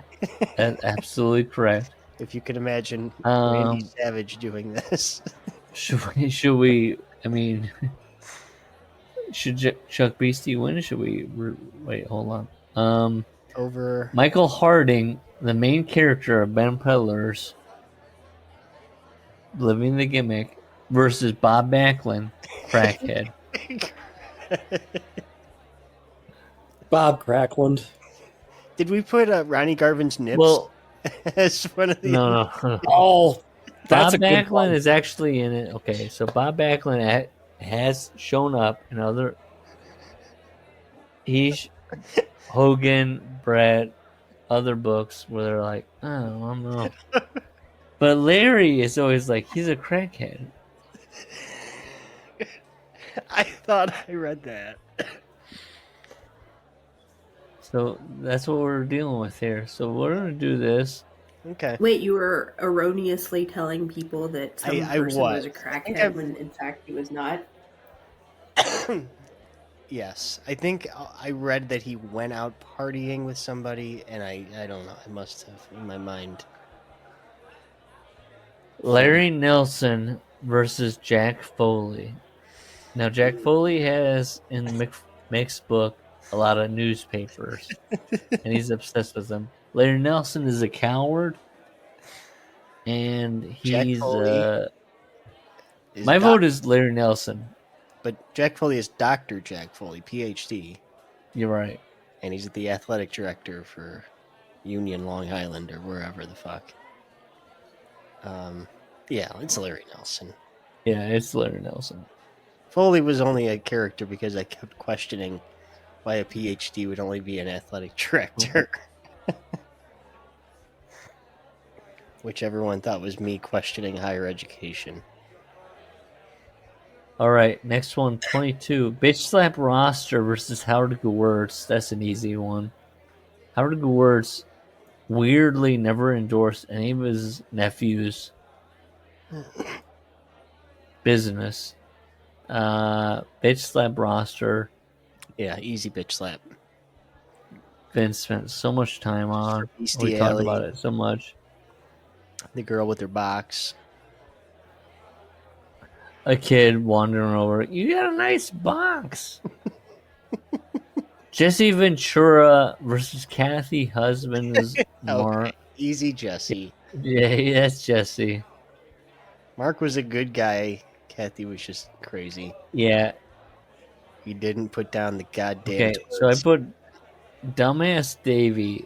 So that is the British Bulldog, and this is versus Matt Jones of OVW. That's my guy. I listened to that seizure episode again. It was intense. Yeah.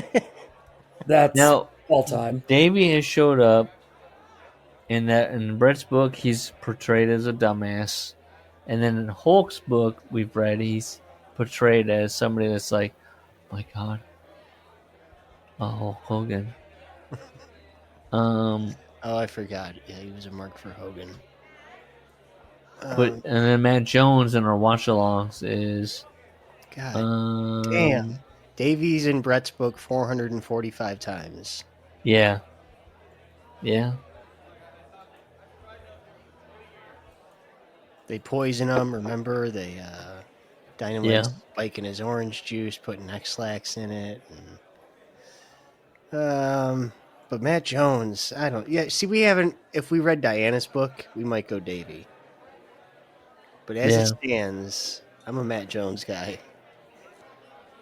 He has a seizure. That's just such a fascinating character study. Okay. He's a blue dog in Kentucky. Matt Jones wins. Okay, here we go. Al Snow, seeded 3. Against Melanie Rosales. Who? Now, if you don't know who Melanie Rosales is... That's from Stranglehold. Oh, it's the young woman that he has a thing for. Yeah, someone trying to find it. What a creep! Where it's Russell Rock, and he wants to. He's like, "Oh my God, I have the perfect idea for it." Let me sign it here. Oh, it's okay. When AWA decided that a local group should open for Waylon Jennings. In hopes of drawing local music scene enthusiasts, only one name came to my mind. Melanie Rosales. Page 69. Yes. Yep. Page 69. I was instantly smitten. She wore a stylish, tight-fitting, multicolored outfit.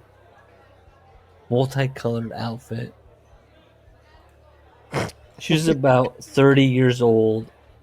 Blonde hair, big eyes, measured about 5 feet 6 inches tall, with just enough weight that curved and rounded to absolute perfection. She showed serious cleavage. At first, I made an effort not to stare. I soon surrendered to my male tendencies and pictured her naked. God. This is all highlighted. Did we look her up? I don't remember. Because I I have have a fertile imagination.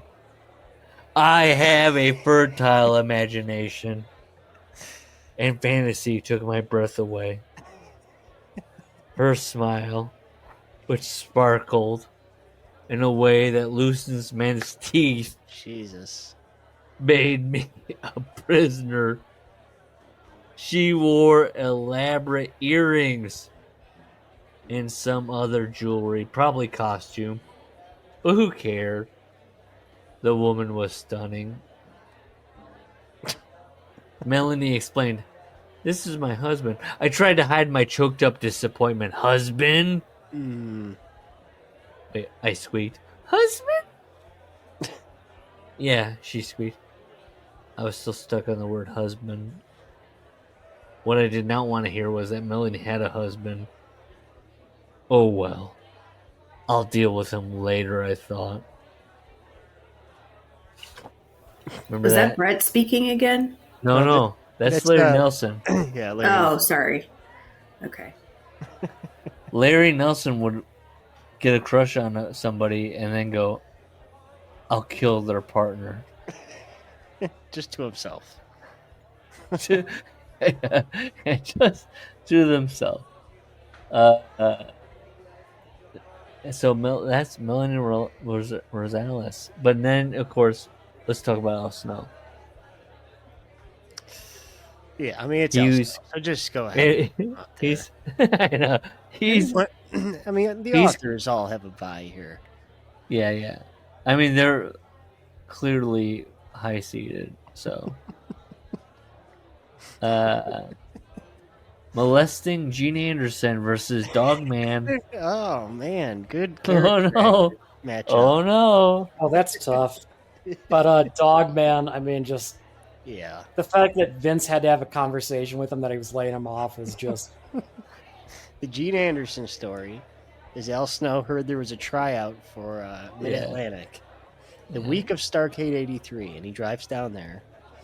And it's just a way to get Mark's money, and it's Gene Anderson. Was it just him? Yeah. Ole was looking on. Ole's watching.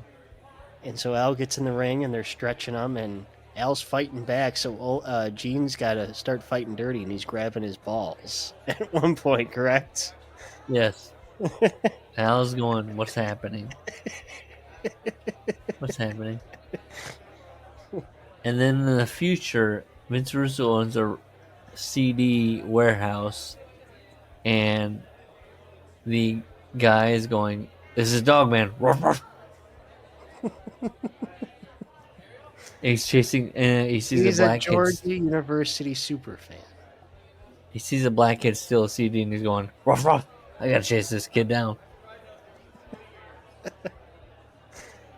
It's the dog. What are we going? It's the Dogman? Us. It's the guys. We're all Dogman? Yeah.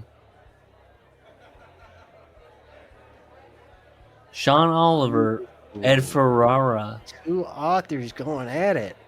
Yeah. Well, Ed's such a weird guy. He's not that offensive. Maybe just because he's always next to Russo. The book was terrible. We know this. But Sean, the interview, the email. They're going back and forth. No, I'm just talking the final email of. Where he was like, "I hope next time you find one of my books, you don't realize my name is on it," or something like that. Oh yeah, he was mad. Yeah, he was mad. It's Sean. That's why his seed is 14 and Ed Ferrara is 51. Oh man. I mean, Ed Ferrara wrote a book that was crazy. I mean, yeah, you got the Grimaldis coming up next. yeah, yep, I do. Hey man, that But Sophie's Journal movie is kind of crazy. Do we put Sean Oliver ahead of it? Yeah, but I'm saying that the one you sent me with Tony Hale. Yeah, that's Sophie's Journal. That is Sophie's Journal. All right, we'll put Sean Oliver ahead. Okay, Dynamite Kid, Joe and Rose Grimaldi. Gus, do you remember Joe and Rose Grimaldi? No. From Grimaldi's pork store. It was the mom and the son, right? Yeah, the mom wasn't the twist jerking him off. I didn't see coming. Oh right, she thought that was her husband cheating. Yeah, so she starts jerking him off, and he's like, "Oh no!" Is that what happens? That's what happens in the Grimaldi pork store. And then you have Dynamite Kid, who I think is high seated because Brett just spends a lot of time being like, Tom, oh Tom. Now I feel like Joe, they should swap it. I feel like Joe and Rose should win. That's my vote, Joe and Rose. Really? Yeah, I don't care. You not remember the Dynamite shit of putting the gun under his wife's chin, breaking the legs of that girl? Is that in the Brett book? Yeah, I think so. Maybe. I don't know. My vote is Joe and Rose.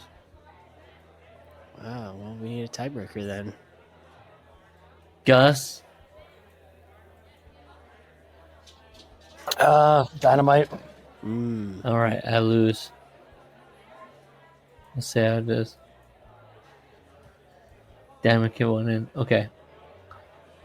Stu Hart and Stan Lane. And Stu Hart is seeded 6 because he also was part of the erotic fan fiction. Yes, he had Santa took him. Yep. So disciplined him. Yeah. He had an issue. Stan Lane was just like, hey, I'm here. Well, no. Now, Stan, there was disappointingly little of in Steve Kern's book. But Foley's book, remember Foley's book had the sex stories of Stan just pulling down Major Tail.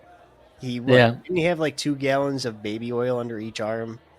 And then Mick put his ear to the door and listened like a pervert. Yeah. Good story, but yeah, it's still. And Stan Lane did father Representative Lauren Boebert.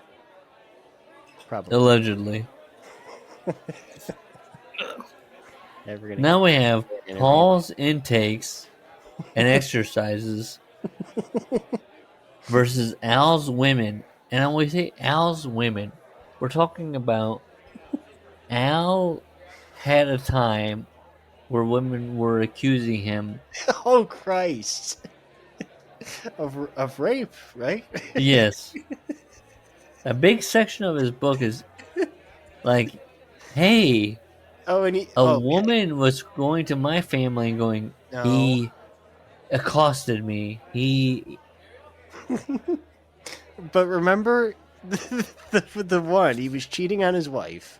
Yeah, he was. And he was like, I was cheating on my wife. He did it once, but then she's like, you have to keep having sex with me or I'll tell her. And so Al's rationale was, well, I got to keep doing it, I guess. That's right. And so then also we have Paul's intakes, which let me look at Paul's books here. Was it 7 or 9 a day? I know it was an odd number. Oh, let me look. Let me find Paul's book. Where's Paul's book? Oh no, I can't find Paul's book. I think Paul's is on my. Oh, here it is. Okay. Let's just read some intakes.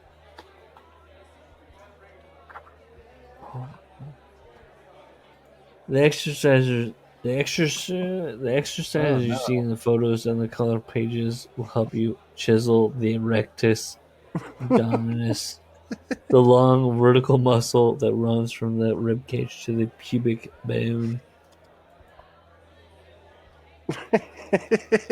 Surprised, you're a French guy. I let my zig slide south as I was leaving WCW. Oh, there's so many workout pictures. All right, I was who's he on up the against? Paul takes it. Paul takes it. Yeah. Paul intakes. Gus. Yeah, intakes.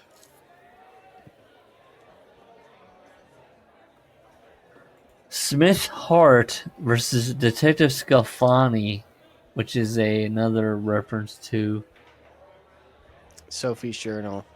Smith was a Journal. great character. Come on, Satanics. Yeah, What was the name? Whatever. Satanic. I don't Ecstasy. remember, but Satanic Ecstasy he was always working his own family. Yes. Living in a hard house past the sell date. Yeah. Brett would work a show and go, who made money on this?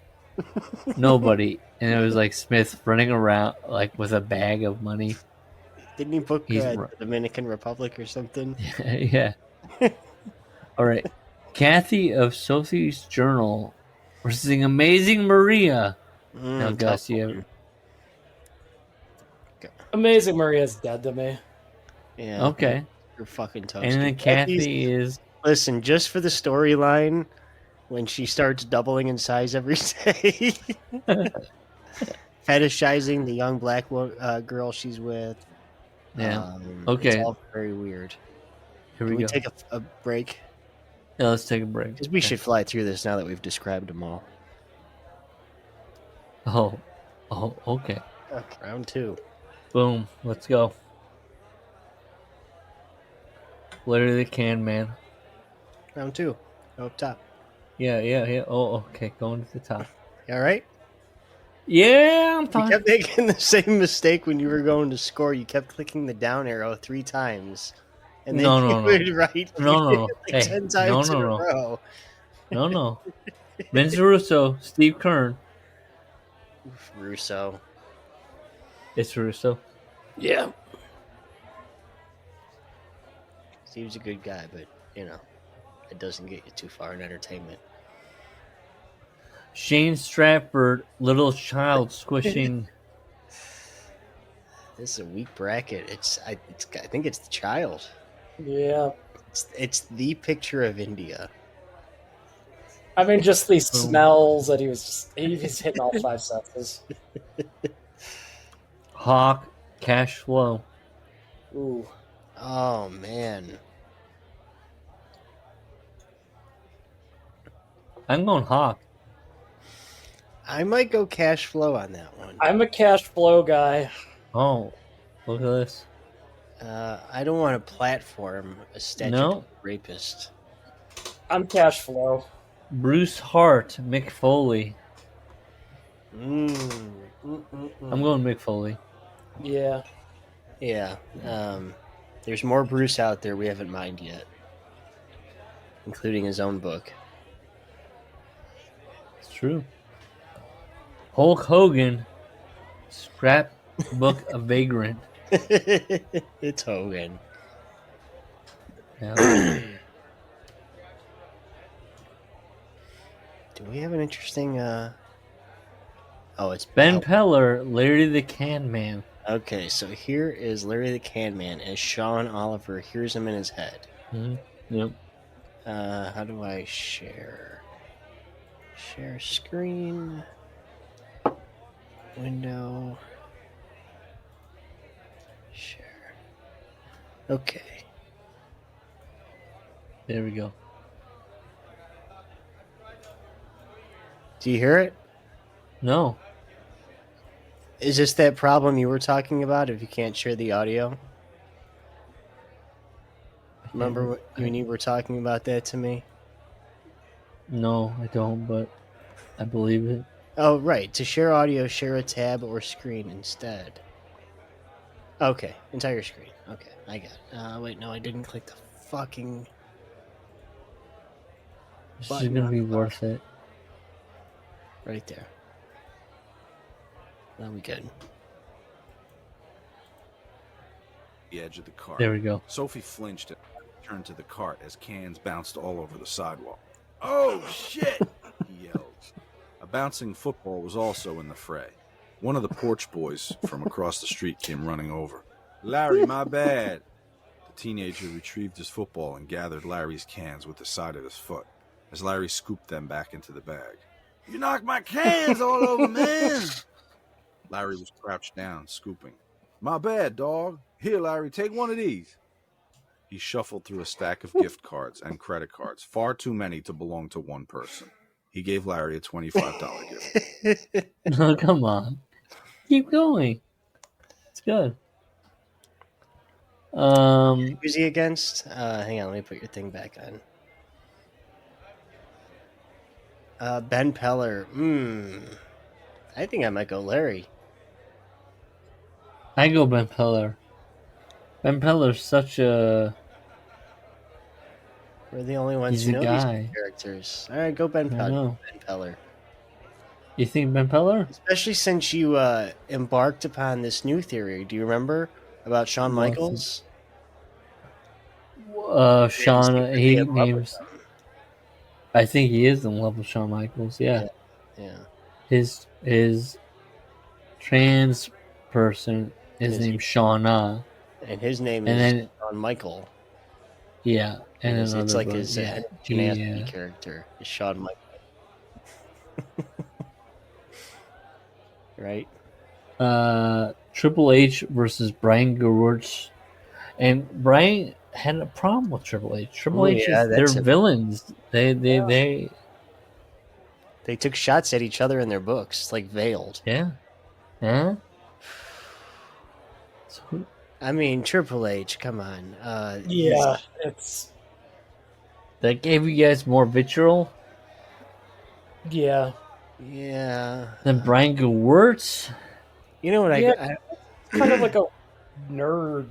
He's annoying, but like Triple H actually actively makes me like.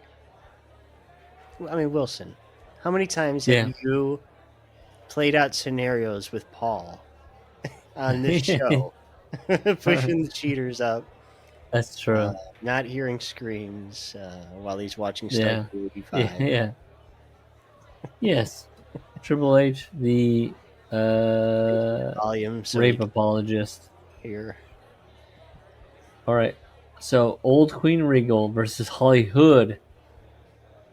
Might lose this one. Holly Hood is definitely somebody. We don't come back to her a lot, though. We really don't. She has a short shelf life. Yeah.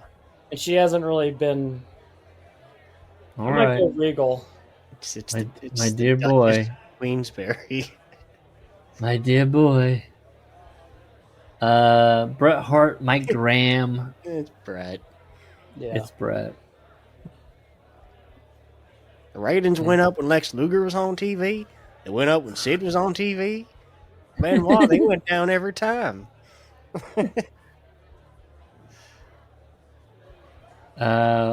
Bret's Rosemary versus Bob Backlund. Oh, man. Another weak second round matchup.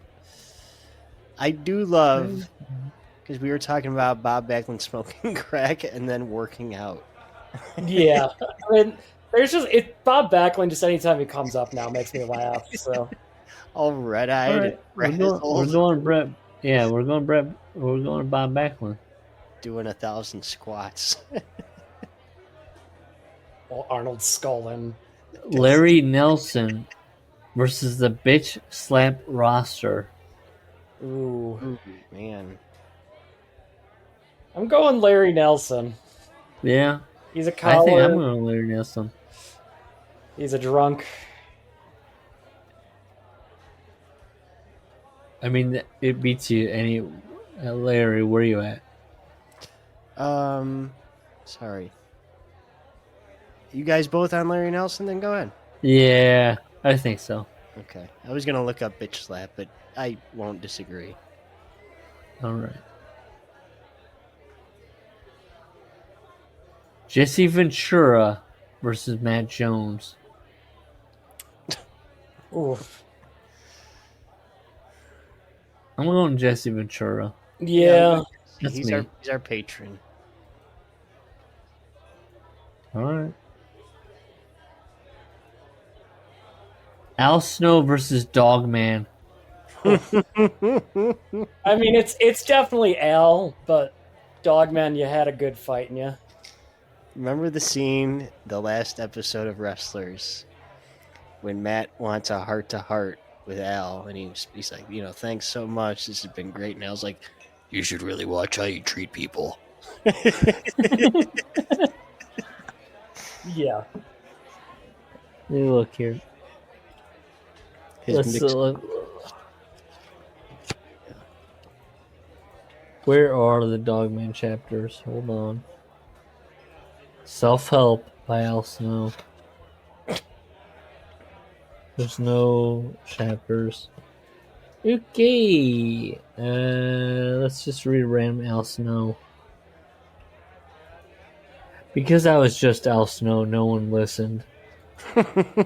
Okay.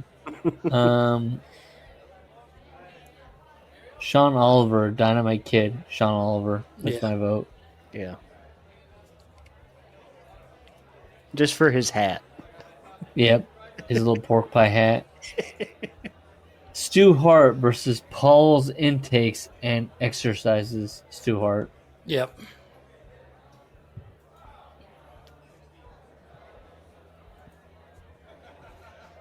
Smith Hart versus Kathy. I gotta go Kathy.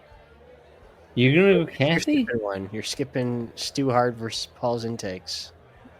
Oh, you got it. Okay. No. Just updated. Oh, you went Smith Hart, God, he fucked over the family a lot, but he's not much of a character. Kathy is the main character. Yeah. All right, even if Gus vote. Kathy. Sure. Yeah. All right, let's go back up. Bret Hart, Bob Backlund. Brett. Brett. Yeah.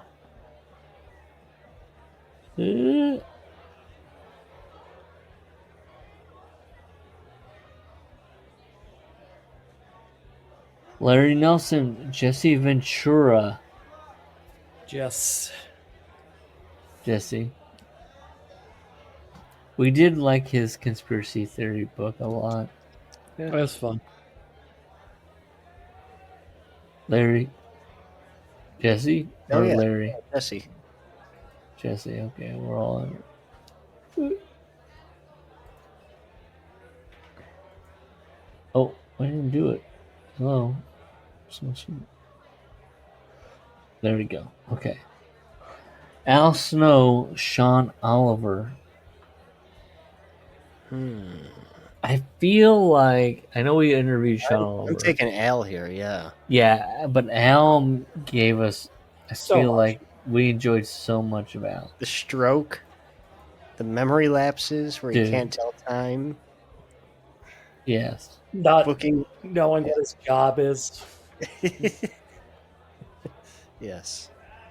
Let's hold on. Where am I? Grilling in the dark. Booking Vince Russo Nitros in front of 35 Kentuckians every week. Yes. It's gotta be alive. Where's the Al Snow book? Us, the WFU, are the only ones doing this. Where's the Al Snow book here? Hold on. Here it is. Oh no, that's Steve Kern's book. God damn it. Oh, here it is, right at top. Let me just flip for an Al Snow random reading. Let's just read to this. No one from the office told me what the plan was. I hadn't been sent any in-flight information. I figured that this was their way of letting me know I was going to be on the pay-per-view. I sat while Bob Holly was added to the show. No explanation was given about my absence. Michael Hayes, who is the Hardys' biggest supporter, was making it abundantly clear that his boys had nothing to do with the things going wrong. Before I knew it, everyone was pointing the finger at me. I was blamed for everything, even though I hadn't even been in the ring when things got screwed up. Fun stuff. Sorry, I downloaded Russo's first book. Yeah. It's just more of the same. It's awful. It's the fruit. No. We'll read it. Stu Hart, Smith Hart. The first chapter is about Oscar Madison. Who? Isn't Oscar Madison? Yeah, on The Odd Couple. Oh, okay. What an idiot. Stu Hart versus Smith Hart. I'm going Stu. Yeah, Stu.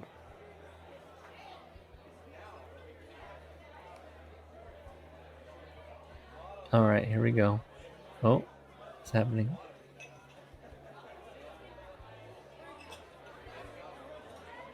Yeah. Vince Russo versus little child squishing shit.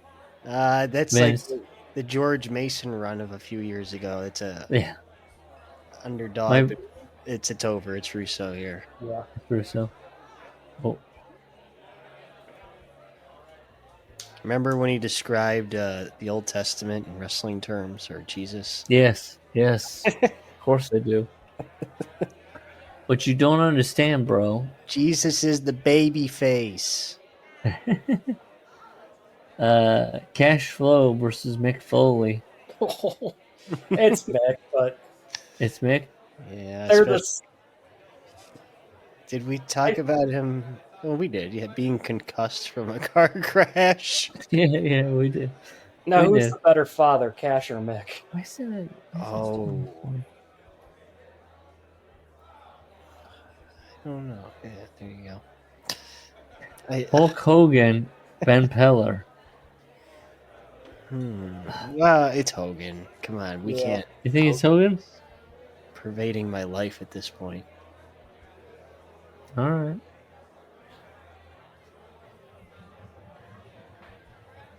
Triple H, old Queen Regal. It's Triple H. I know he loves Regal, and I'm sure he's gonna give him a good showing. Okay, so now we're down to semis. We have Bret Hart, Jesse Ventura. Okay, so here we go. Back at the top. Vince Russo or Mick Foley? I think it's Vince Russo. Street fight. Yeah. Russo. You're right. Besides Foley's just, somewhat weird pathos, Russo's the better character. We'll always love Hulk Hogan or Triple H. I think it's Hulk Hogan. Yep. Yeah, Hogan.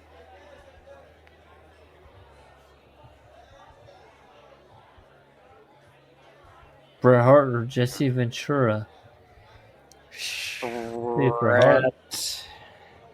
Bret's book is it's like a work Ulysses. of art. Yeah.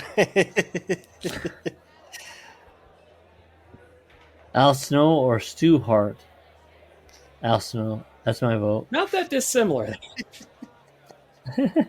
I'm just thinking to that Diana passage I read. I don't want to see Bruce getting raped in the corner. I don't want to be made to look like an asshole out there. And Bruce says he's senile. Forget all that. It's Al, I think. You think it's Al? Yeah. I have my vote. Just for his kitsch wrestling shirts. All right, here we go.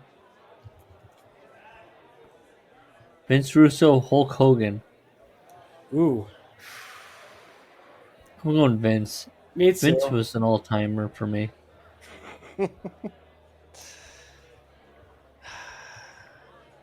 He says he's a I'm writer. outvoted. He's got 6 fantasy baseball teams. That's not normal. Hogan's got the Brooks stuff. He's keeping him in it, but Yeah. I'll cede. I'll cede. No, We'll see. it's a tough matchup. And you know, the sad thing is, we could have had Russo on. I know. If we will drop $150, We'll tell him that he won, and we'll send him a trophy. Bret Hart, Al Snow, it's Bret Hart, right? Yeah. I mean, my vote is Bret Hart. Yeah.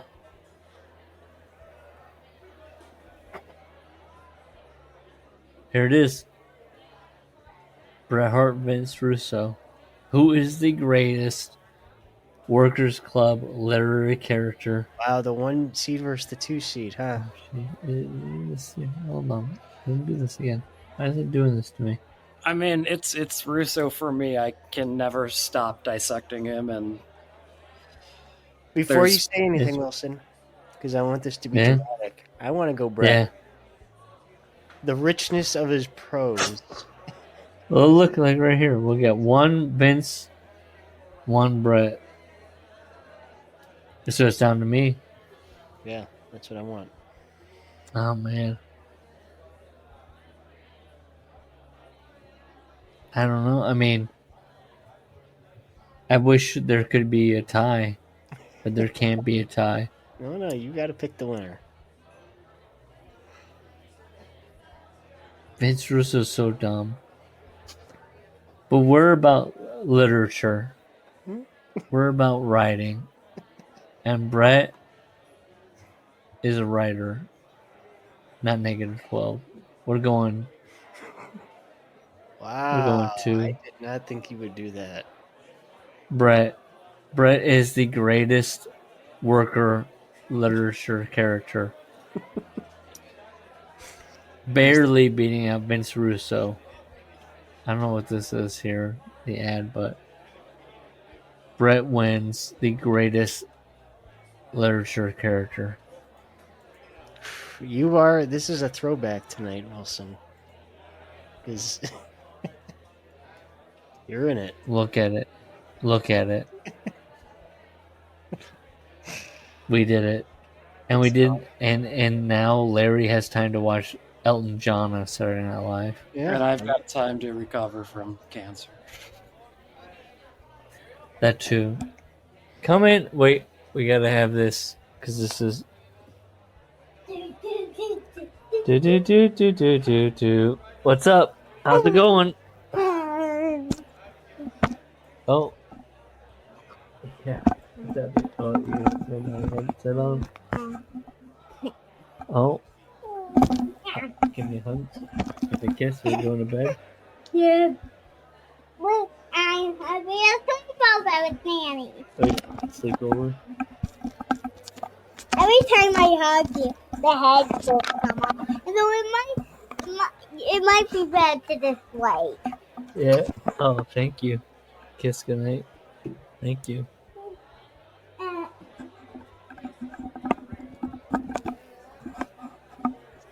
Hey, who's your favorite wrestler? Kenny Omega.